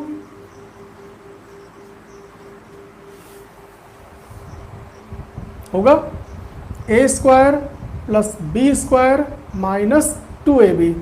अब अंडर रूट वाला हम ले आएंगे, इधर आ जाएगा प्लस में, यानी 2a√5/b, और 3 चला जाएगा उधर माइनस में, तो a²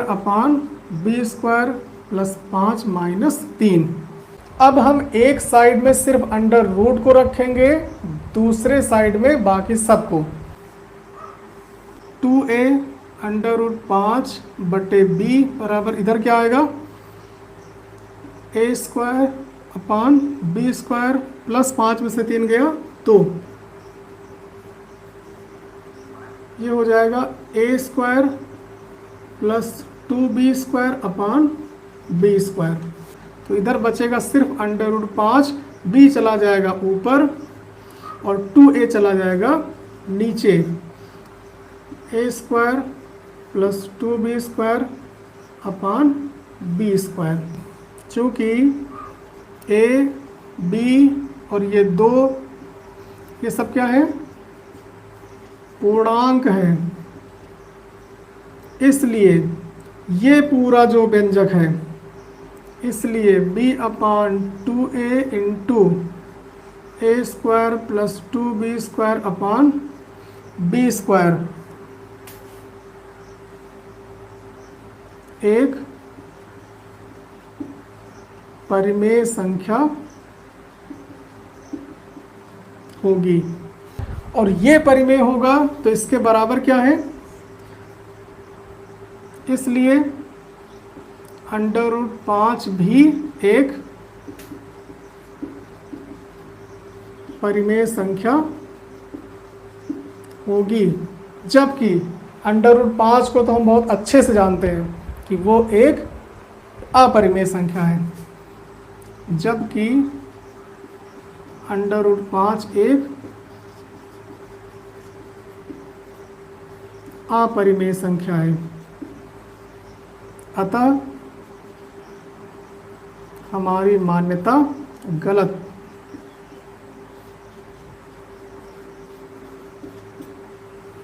क्या गलत है? जो हमने माना है, इसको माना क्या है, परिमेय माना, ये हो गया गलत। अतः √3 प्लस √5 एक अपरिमेय संख्या है।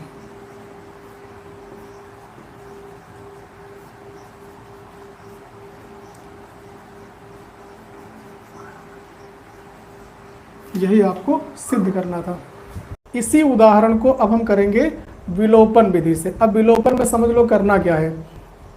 विलोपन में आपको या तो x को गायब करना है या तो y को गायब करना है। x को ध्यान से देखो, यहाँ पे है x और यहाँ पे है 2x। इन दोनों को हम कैंसिल कैसे कर सकते हैं? जब तक ये दोनों बराबर नहीं होंगे और विपरीत चिन्ह के नहीं होंगे, मतलब इनके गुणांक बराबर हो और चिन्ह विपरीत हो। अगर यहाँ पे 2x है तो यहाँ पे भी 2x हो और एक माइनस का हो।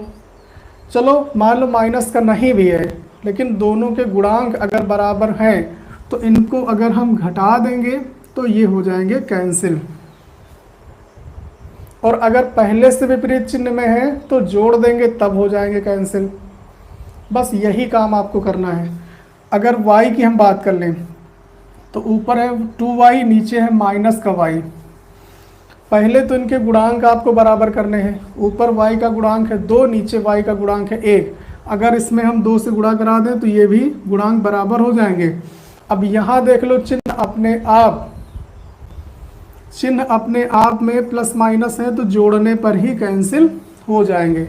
बस ये काम आपको करना है। पहले तो दोनों समीकरणों में या तो x के गुणांक बराबर करने हैं या तो y के गुणांक बराबर करने हैं, ठीक। और जब बराबर हो जाएं तब ये देखना है कि दोनों समान चिन्ह के हैं या विपरीत चिन्ह के हैं। अगर विपरीत चिन्ह के हैं तो जोड़ने पर ही कट जाएंगे, और अगर समान चिन्ह के हैं तो घटाने पर कैंसिल हो जाएंगे। अगर x के गुणांक हम बराबर करेंगे तो घटाना पड़ेगा क्योंकि दोनों प्लस के हैं, ठीक। अगर हम y के गुणांक बराबर कर लें तो जोड़ने से ही काम बन जाएगा क्योंकि एक प्लस का और एक माइनस का है, तो ये ज़्यादा आसान रहेगा। समझ गए? तो हम क्या करेंगे, समीकरण 2 में इसमें अगर हम 2 से गुणा करा लें तो ये 2y ये 2y बराबर हो जाएंगे, बाद में जोड़ लेंगे दोनों को, कैंसिल। तो करना क्या है, समीकरण 2 में 2 से गुणा करेंगे तो माइनस का 2y हो गया, माइनस का 2y प्लस का 2y, जोड़ने पर ही ये कैंसिल हो जाएंगे। तो क्या करेंगे, समीकरण 2 में 2 से गुणा करके समीकरण 1 में जोड़ने पर, तो चलो गुणा कराओ इसमें 2 से, तो हो गया 2 दूनी 4 x माइनस का इसमें 2 से गुणा कराएंगे 2y, और इसमें जब 2 से कराएंगे तो हो गया 2 चौको 8। ठीक, अब समीकरण 1 ला के इसमें जोड़ देंगे, x प्लस 2y बराबर 7। जोड़ने पर ही ये y हो गया कैंसिल। इससे ही कहते हैं विलोपन। बात समझ में आई? अब देखो 4 और 1 5x, इधर 8 और 7 15, तो x बराबर 15, ये 5 भाग में चला जाएगा नीचे, 5 एकम 5, 5 3 15, x बराबर आ गया 3। अब x का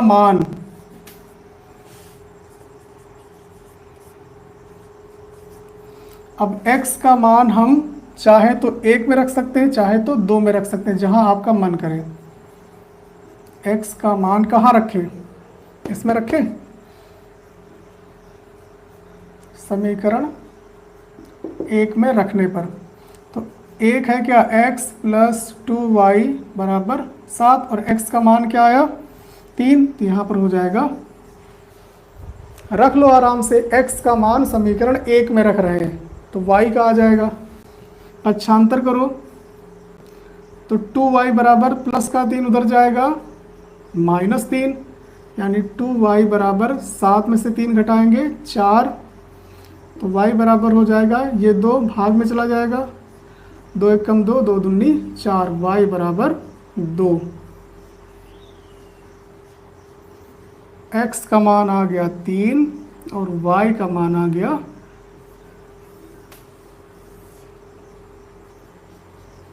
तो ये है विलोपन विधि। तो प्रतिस्थापन में हमने आपको बोला था कि किसी एक समीकरण से या तो x का मान निकाल लेना है या तो y का मान निकाल लेना है, और उस मान को दूसरे समीकरण में प्रतिस्थापित कर देना है। बस इतना काम आपको करना है। ठीक, तो अगर हम इसको मान लें समीकरण 1 और इसको मान लें समीकरण 2, तो समीकरण 1 से चाहो तो x का मान निकाल लो, चाहो तो y का मान निकाल लो, ये आप पर निर्भर करेगा, जो आपको अच्छा लगे। हम चलते हैं समीकरण 1 में, समीकरण 1 से, और 1 क्या है, x प्लस 2y बराबर 7। बताओ किसका मान निकालें जो ज़्यादा सही रहेगा, x का निकाल लें या y का निकाल लें। अगर y का निकालेंगे तो 2y बराबर आएगा, फिर 2 नीचे जाएगा भाग में, इससे अच्छा है x का ही मान हम निकाल लें जो ज़्यादा सही रहेगा। तो x का मान क्या आएगा, 2y उधर चला जाएगा पक्षांतर होके, तो हो जाएगा 7 माइनस, ये आ गया x का मान y के पदों में, और इसको हमने मान लिया समीकरण 3। अब ध्यान ये रखना है कि ये जो मान आपने निकाला है x का, वो किस समीकरण से निकाला है, 1 से निकाला है, तो इसको 1 में नहीं रखना है बल्कि 2 में रखना है। क्लियर? जिस समीकरण से मान निकालेंगे उसमें नहीं रखना है, दूसरे समीकरण में आपको रखना है। तो x का ये वाला मान कहाँ रखेंगे, 1 से निकाला है तो 1 में नहीं रख सकते हैं, 2 में रखेंगे। समीकरण 2 में रखने पर देखो बहुत आसान है, तो हो जाएगा समीकरण 2 क्या है, 2x, x की जगह क्या हो जाएगा, ये 7 माइनस 2y। ठीक, 2x है तो 2 इंटू एक्स, और x की जगह पर आ गया ये वाला मान, माइनस y बराबर 4। सरल कर लो इसको, 7 दूनी 14 और 2 दूनी 4, ये 4y हो गया, माइनस y बराबर 4। तो ये हो जाएगा 14, 4 और 1 5 माइनस का 5y बराबर 14। अब 14 उधर जाएगा तो हो जाएगा माइनस का, यानी -5y बराबर 4 माइनस 14।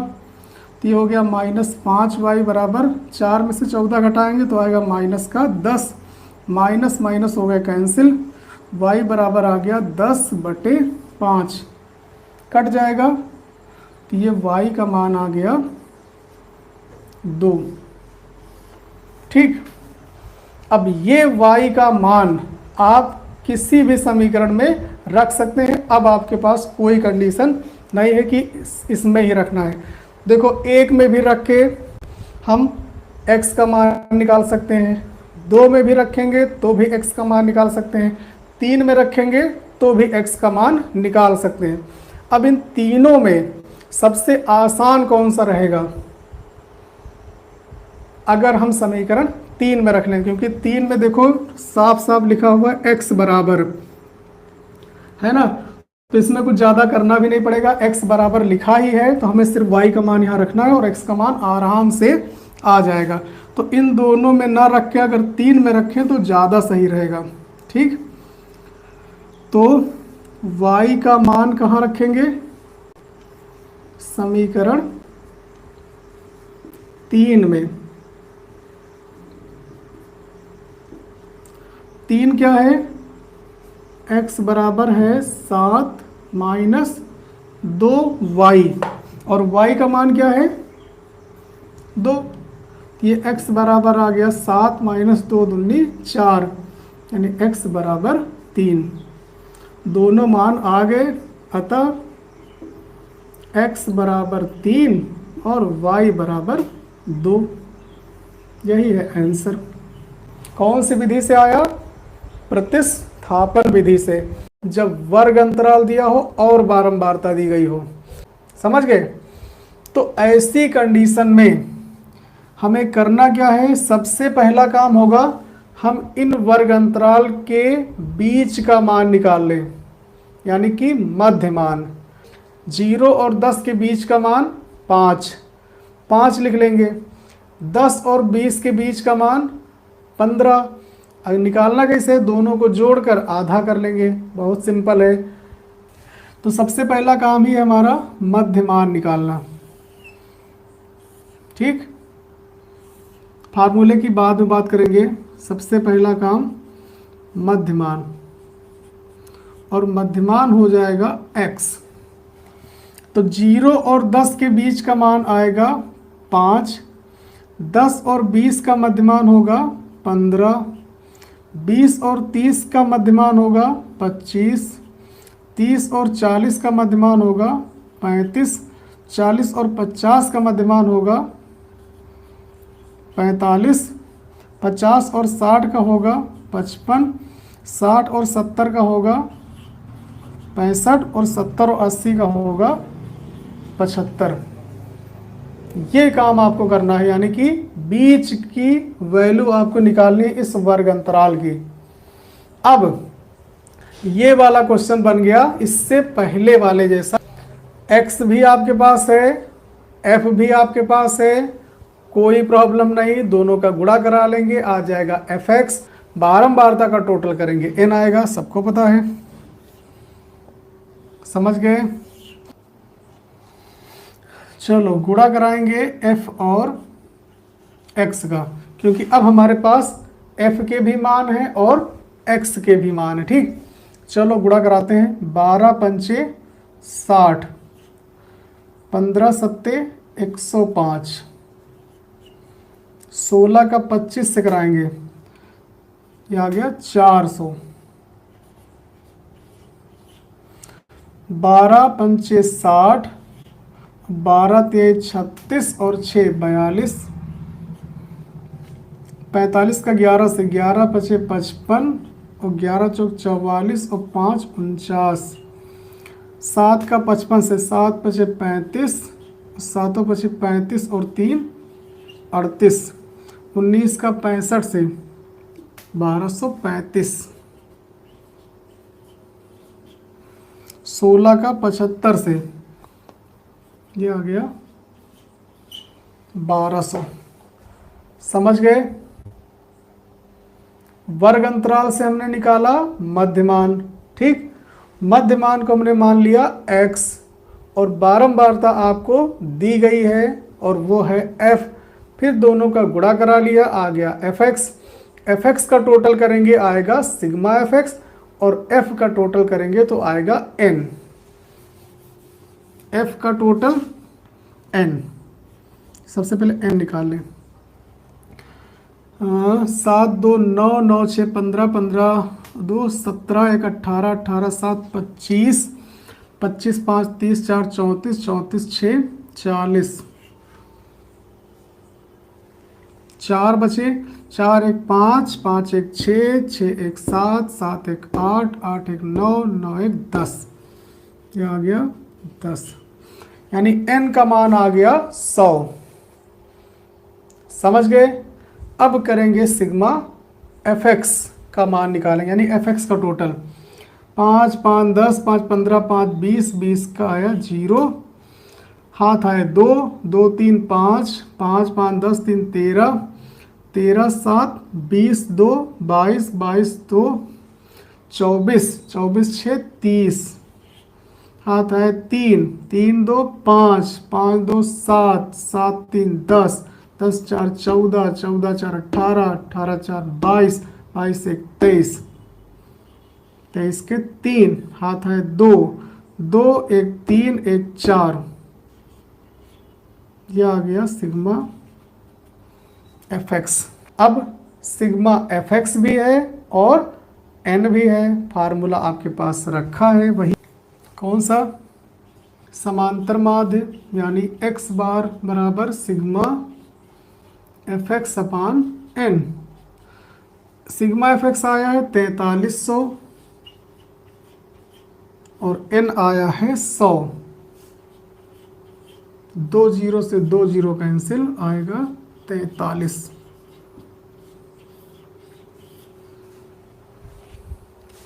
तो ये आ गया समांतर माध्य।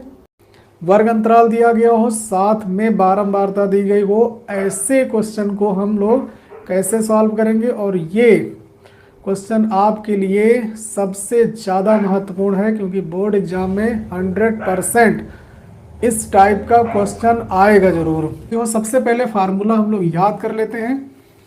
कौन सा लगेगा, L1 plus L2 minus L1 अपान F into n/2 minus C। इस फार्मूले का यूज हमें करना है, जो कि आपको याद हो गया होगा। माध्यिका निकालने के लिए आपको संचयी बारंबारता निकालना पड़ेगा। एक स्टेप ये आपको करना है, ठीक। क्या निकालना है, संचयी बारंबारता।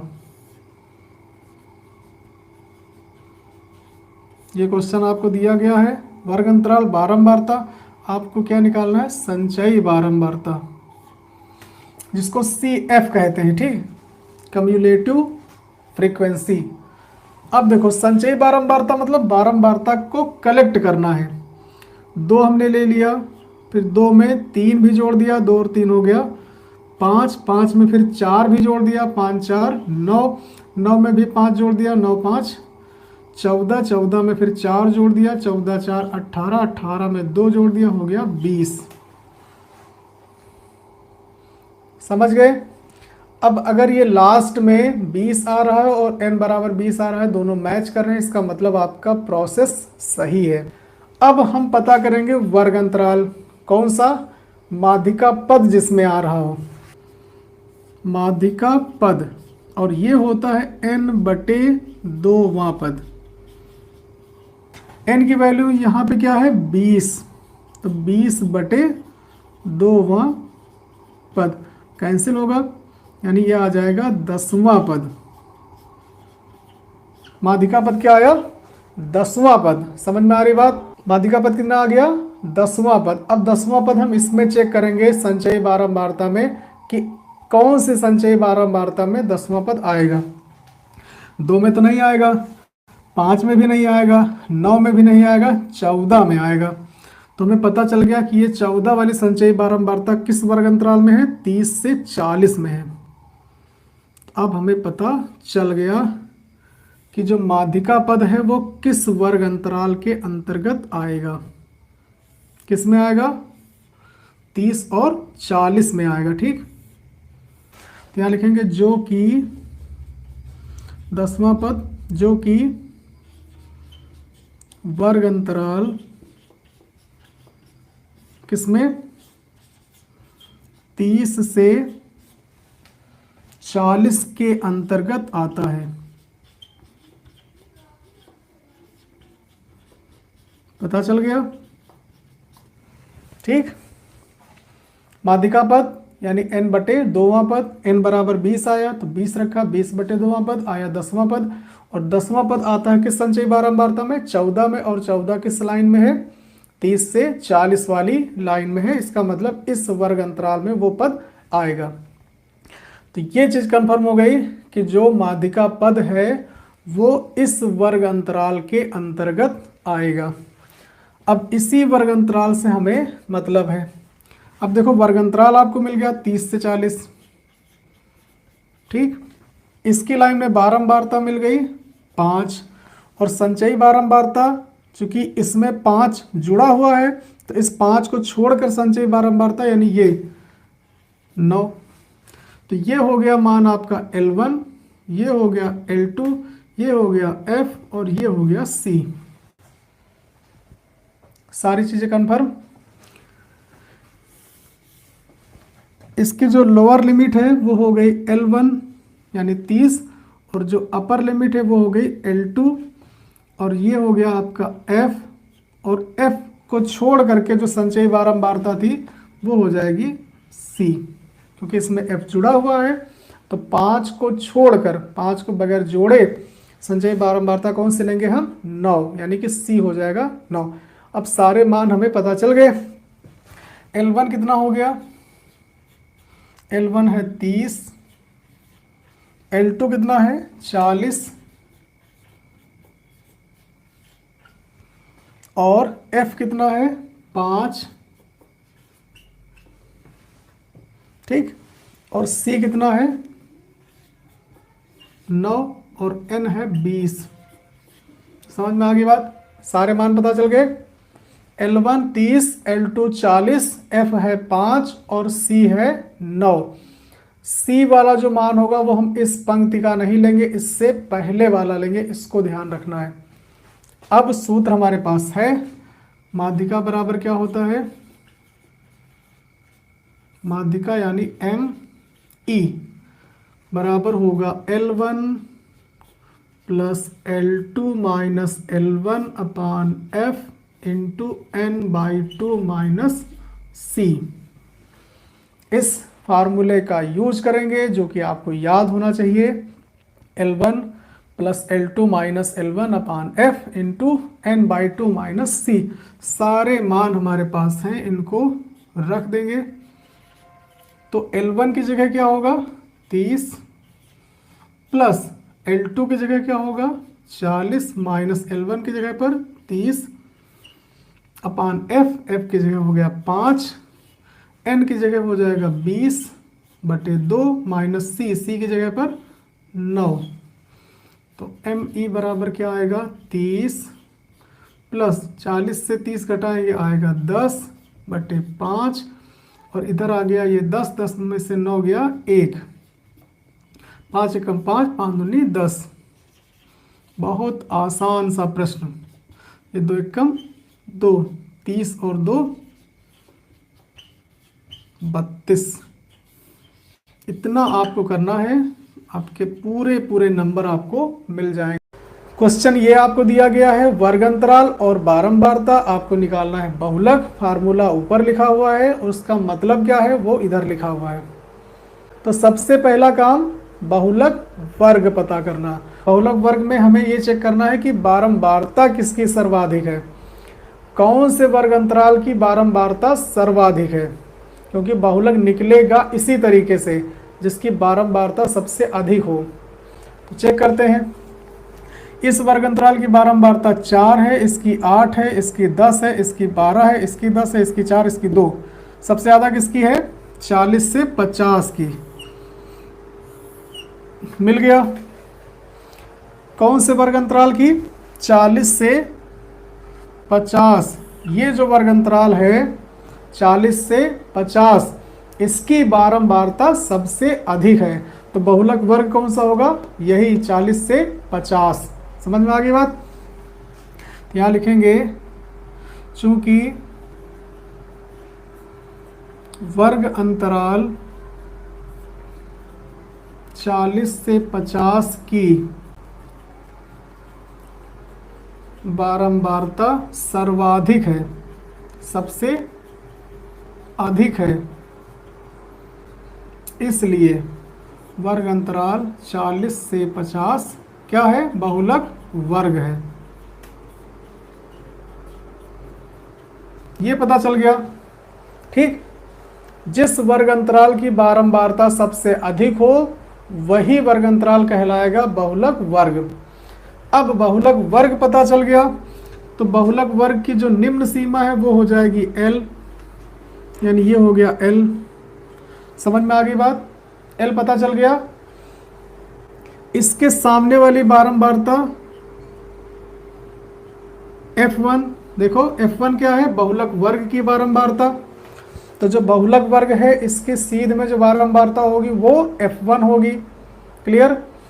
इसके ऊपर वाली बहुलक वर्ग के ठीक पहले वाली बारंबारता ये हो जाएगी F0, और बहुलक वर्ग के ठीक बाद वाली बारंबारता हो जाएगी F2।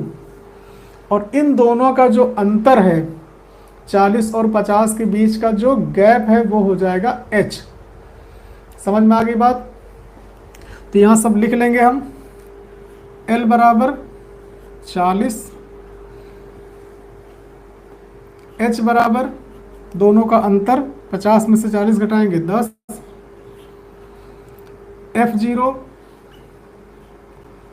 10, F1 12 और F2 10। सारे मान आ गए। L आ गया, H आ गया, F0 आ गया, F1 आ गया, F2 आ गया। ठीक, कोई प्रॉब्लम यहाँ तक? अब फार्मूला हमारे पास है बहुलक का। बहुलक का सूत्र होता है L plus F1 minus F0 अपान 2F1 minus F0 minus F2 into H। Formula सबको याद है? अब इसमें हमें मान रख देना है बस। L का मान 40, यहाँ हो गया 40, प्लस F1 का मान है 12 माइनस F0 है 10, नीचे 12 तो हो जाएगा 2 गुणे 12 माइनस 10, और F2 भी है 10 यानी माइनस 10 इंटू H का मान भी 10। समझ में आ रही बात? ये हो गया 40 प्लस 12 में से 10 घटाएंगे आएगा 2। ये हो गया 12 दूना 24 माइनस 10 और 10 20 गुणे 10। 40 प्लस ये हो गया 2 बटे 24 से 20 घटाएंगे 4 और इधर 10। 2 दूनी 4, 2 पंची 10, 2 से 2 कट गया बचा 5, यानी 40 प्लस 5 बराबर 1।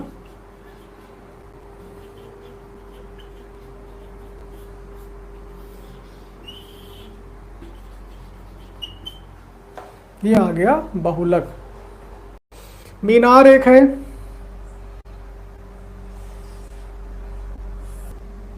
मीनार को हमने मान लिया AB, और इस पर मीनार से 4 मीटर यहाँ पर एक बिंदु और 9 मीटर मान लो यहाँ पर एक बिंदु, यहाँ से यहाँ तक 2 बिंदु हैं।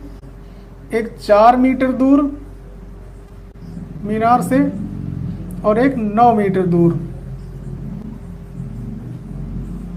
मीनार की ऊंचाई हमने मान लिया h। ये समझ में आ गया। एक मीनार है, मीनार के आधार में दो बिंदु हैं। एक बिंदु है मीनार से 4 मीटर दूर और एक बिंदु है मीनार से 9 मीटर दूर। इन बिंदुओं से मीनार के शिखर के उन्नयन कोण, इससे उन्नयन कोण और इससे उन्नयन कोण कैसे हैं? कोटि पूरक है। मतलब अगर एक कोण थीटा होगा तो दूसरा 90 माइनस थीटा होगा, यानी दोनों का टोटल 90 आना चाहिए। इसमें मीनार की ऊंचाई 6 मीटर आपको लानी है, यानी सिद्ध करना है h बराबर 6 मीटर।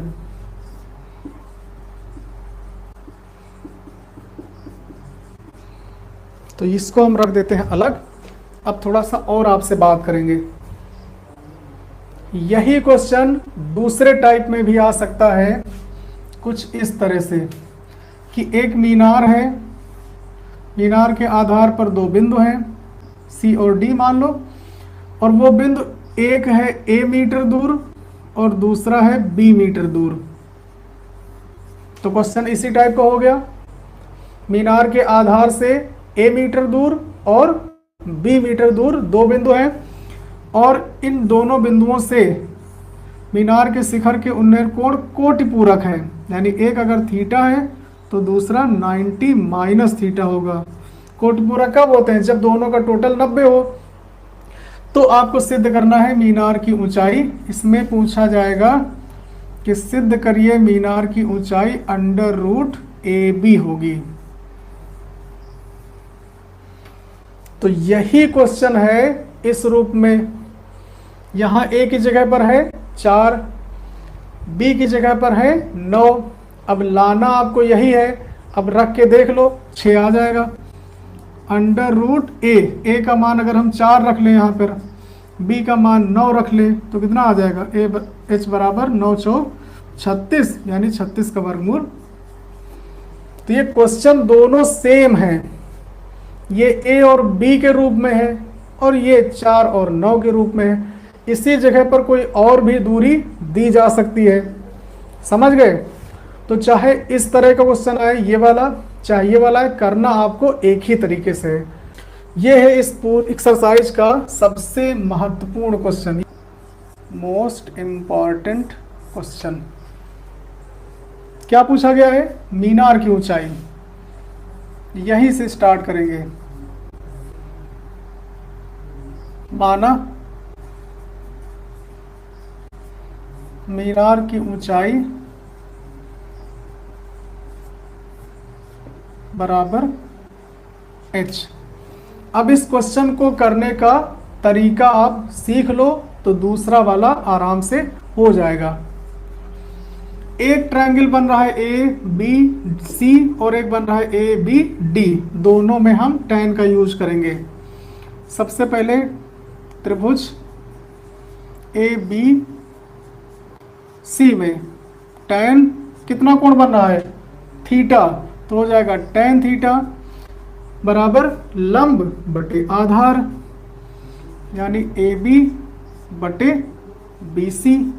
तो ये हो जाएगा tan थीटा बराबर AB का मान h और BC का मान 4।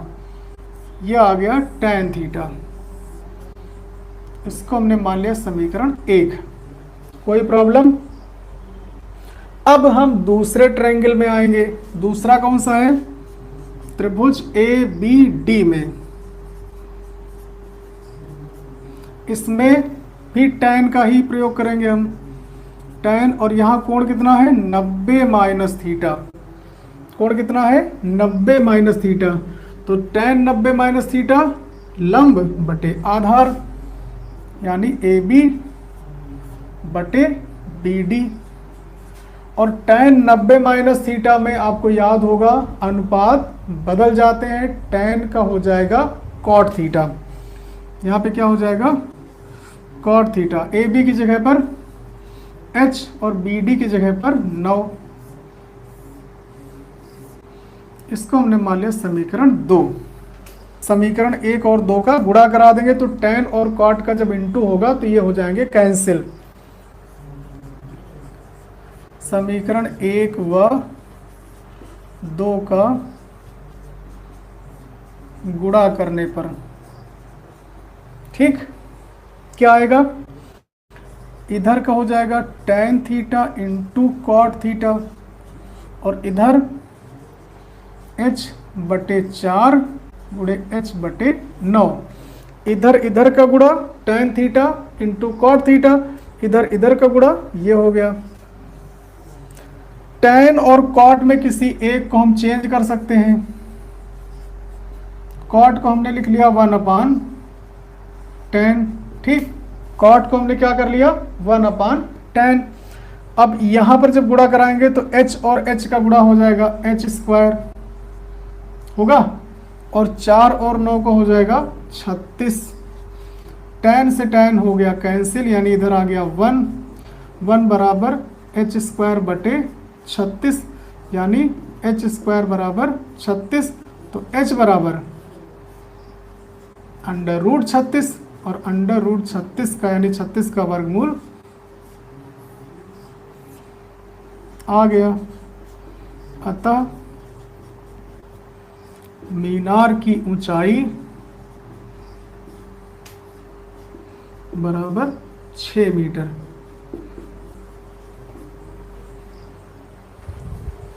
ये सबसे आसान क्वेश्चन है और सबसे महत्वपूर्ण। अब इसी टाइप का क्वेश्चन आपको करना है, ठीक। कैसे, ए और बी वाला, जो कि इसी टाइप से होगा। चलो हम करवा ही देते हैं। मान लो यहाँ पर ए है, यहाँ पर बी है। सिद्ध करना है h बराबर √AB। समझ गए। एक मीनार के आधार से a मीटर दूरी पर एक बिंदु है और b मीटर दूरी पर एक बिंदु है और दोनों बिंदुओं से मीनार के शिखर के उन्नयन कोण उनके कोटि पूरक हैं। काम आपको वही करना है। माना मीनार की ऊंचाई h, फिर त्रिभुज ABC में ये सब हो जाएगा। यहाँ आ जाएगा a, BC का मान क्या है a। समीकरण 1 हो गया। दूसरे त्रिभुज में आएंगे tan 90 माइनस थीटा AB/BD और यहाँ आ जाएगा B, क्योंकि ये वाली डिस्टेंस है B। यहाँ भी tan और cot बन रहे हैं तो फिर यहाँ दोनों का गुणा करा देंगे। समीकरण 1 और 2 का गुणा कराएंगे। यहाँ आ जाएगा A और यहाँ आ जाएगा B। फिर tan और cot में किसी एक को चेंज कर लेंगे। cot को हमने लिख लिया 1/tan, tan से tan कैंसिल, ये हो गया h² A और B का गुणा AB। समझ में आई बात। और ये हो जाएगा इधर 1 यानी h²/AB। h² बराबर AB तो h बराबर √AB। सिद्ध हो गया। तो एक क्वेश्चन आप अगर अच्छे से समझ लेंगे तो दूसरा भी उसी टाइप का हो जाएगा। अतः मीनार की ऊंचाई बराबर √, अगर मीटर में दिया हो तो मीटर लिख लो। अब इस द्विघात समीकरण को श्रीधराचार्य सूत्र से हल करना है। सबसे पहला काम a, b और c का मान निकालना। तो कैसे निकलेंगे, जब हम इसकी तुलना करेंगे।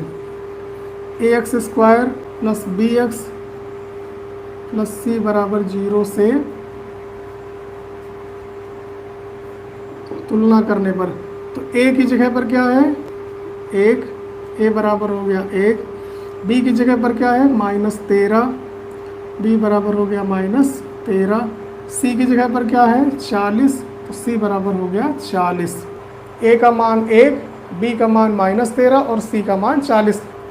अब श्रीधराचार्य सूत्र से x बराबर याद हो गया सबको -b plus minus under root b square minus 4ac upon 2a। मान रखेंगे माइनस बी का मान -13, तो माइनस पहले से लगा है और मान इसका -13, plus minus under root b square यानी -13 का स्क्वायर माइनस 4ac, ए का मान 1 और सी का मान 40, नीचे 2 इंटू ए का मान 1, तो ये आ जाएगा माइनस माइनस का गुणा प्लस प्लस का 13 प्लस माइनस 13 का जब स्क्वायर करेंगे आएगा 169 यानी 169, और ये आ जाएगा 4 चौक 16 यानी माइनस का 160 बटे 2। तो x बराबर 13 प्लस माइनस 169 से 160 घटाएंगे आएगा 9। अब 9 का वर्गमूल कितना आएगा 3, ये x बराबर आ जाएगा 13 प्लस माइनस 9 का वर्गमूल 3 बटे 2। अब एक बार प्लस चिन्ह ले लेंगे और एक बार माइनस चिन्ह ले लेंगे, बस काम आपका हो जाएगा। प्लस चिन्ह लेने पर तो क्या होगा, x बराबर इसमें से केवल प्लस लेंगे 13 प्लस 3 बटे 2, 13 3 16, 16 बटे 2 कट जाएगा 8, यानी x बराबर आ गया 8। एक बार माइनस चिन्ह लेंगे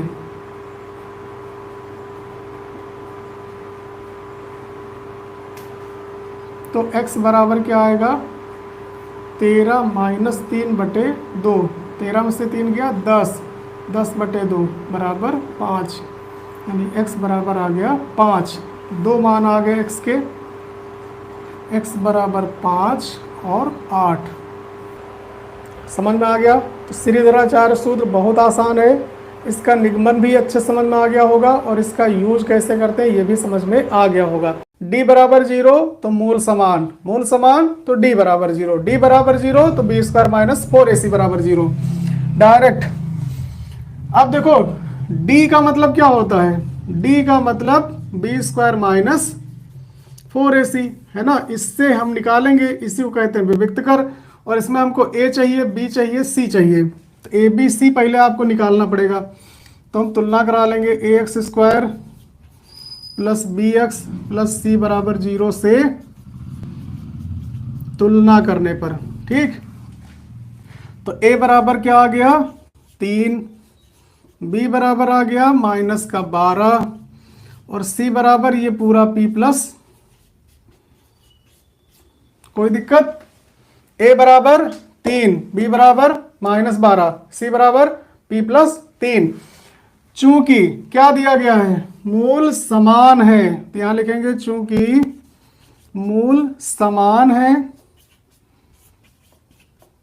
इसलिए क्या होगा d बराबर 0। बस इतना याद रखना है, मूल समान यानी d बराबर 0, तो d बराबर 0 minus B square minus 4ac बराबर 0, काम आपका हो गया। भैया d का मान क्या है, बी स्क्वायर माइनस 4ac, आराम से रख लेंगे यहाँ पे। b का मान माइनस 12 का स्क्वायर माइनस 4ac, a का मान 3, c का मान p प्लस 3 बराबर 0। 12 का स्क्वायर 144, ये हो गया 4 तिहाई 12, 12p और 12 तिहाई 36 बराबर 0। कोई दिक्कत, पक्षांतर करेंगे तो ये हो गया माइनस 12p उधर चला जाएगा, हो गया 12p बराबर 144 माइनस 36, घटाओ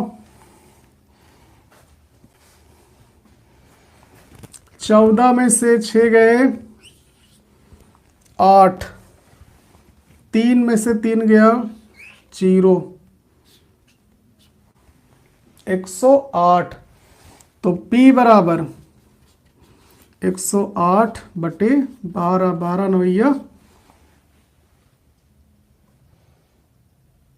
12 9 108, P बराबर, कोई दिक्कत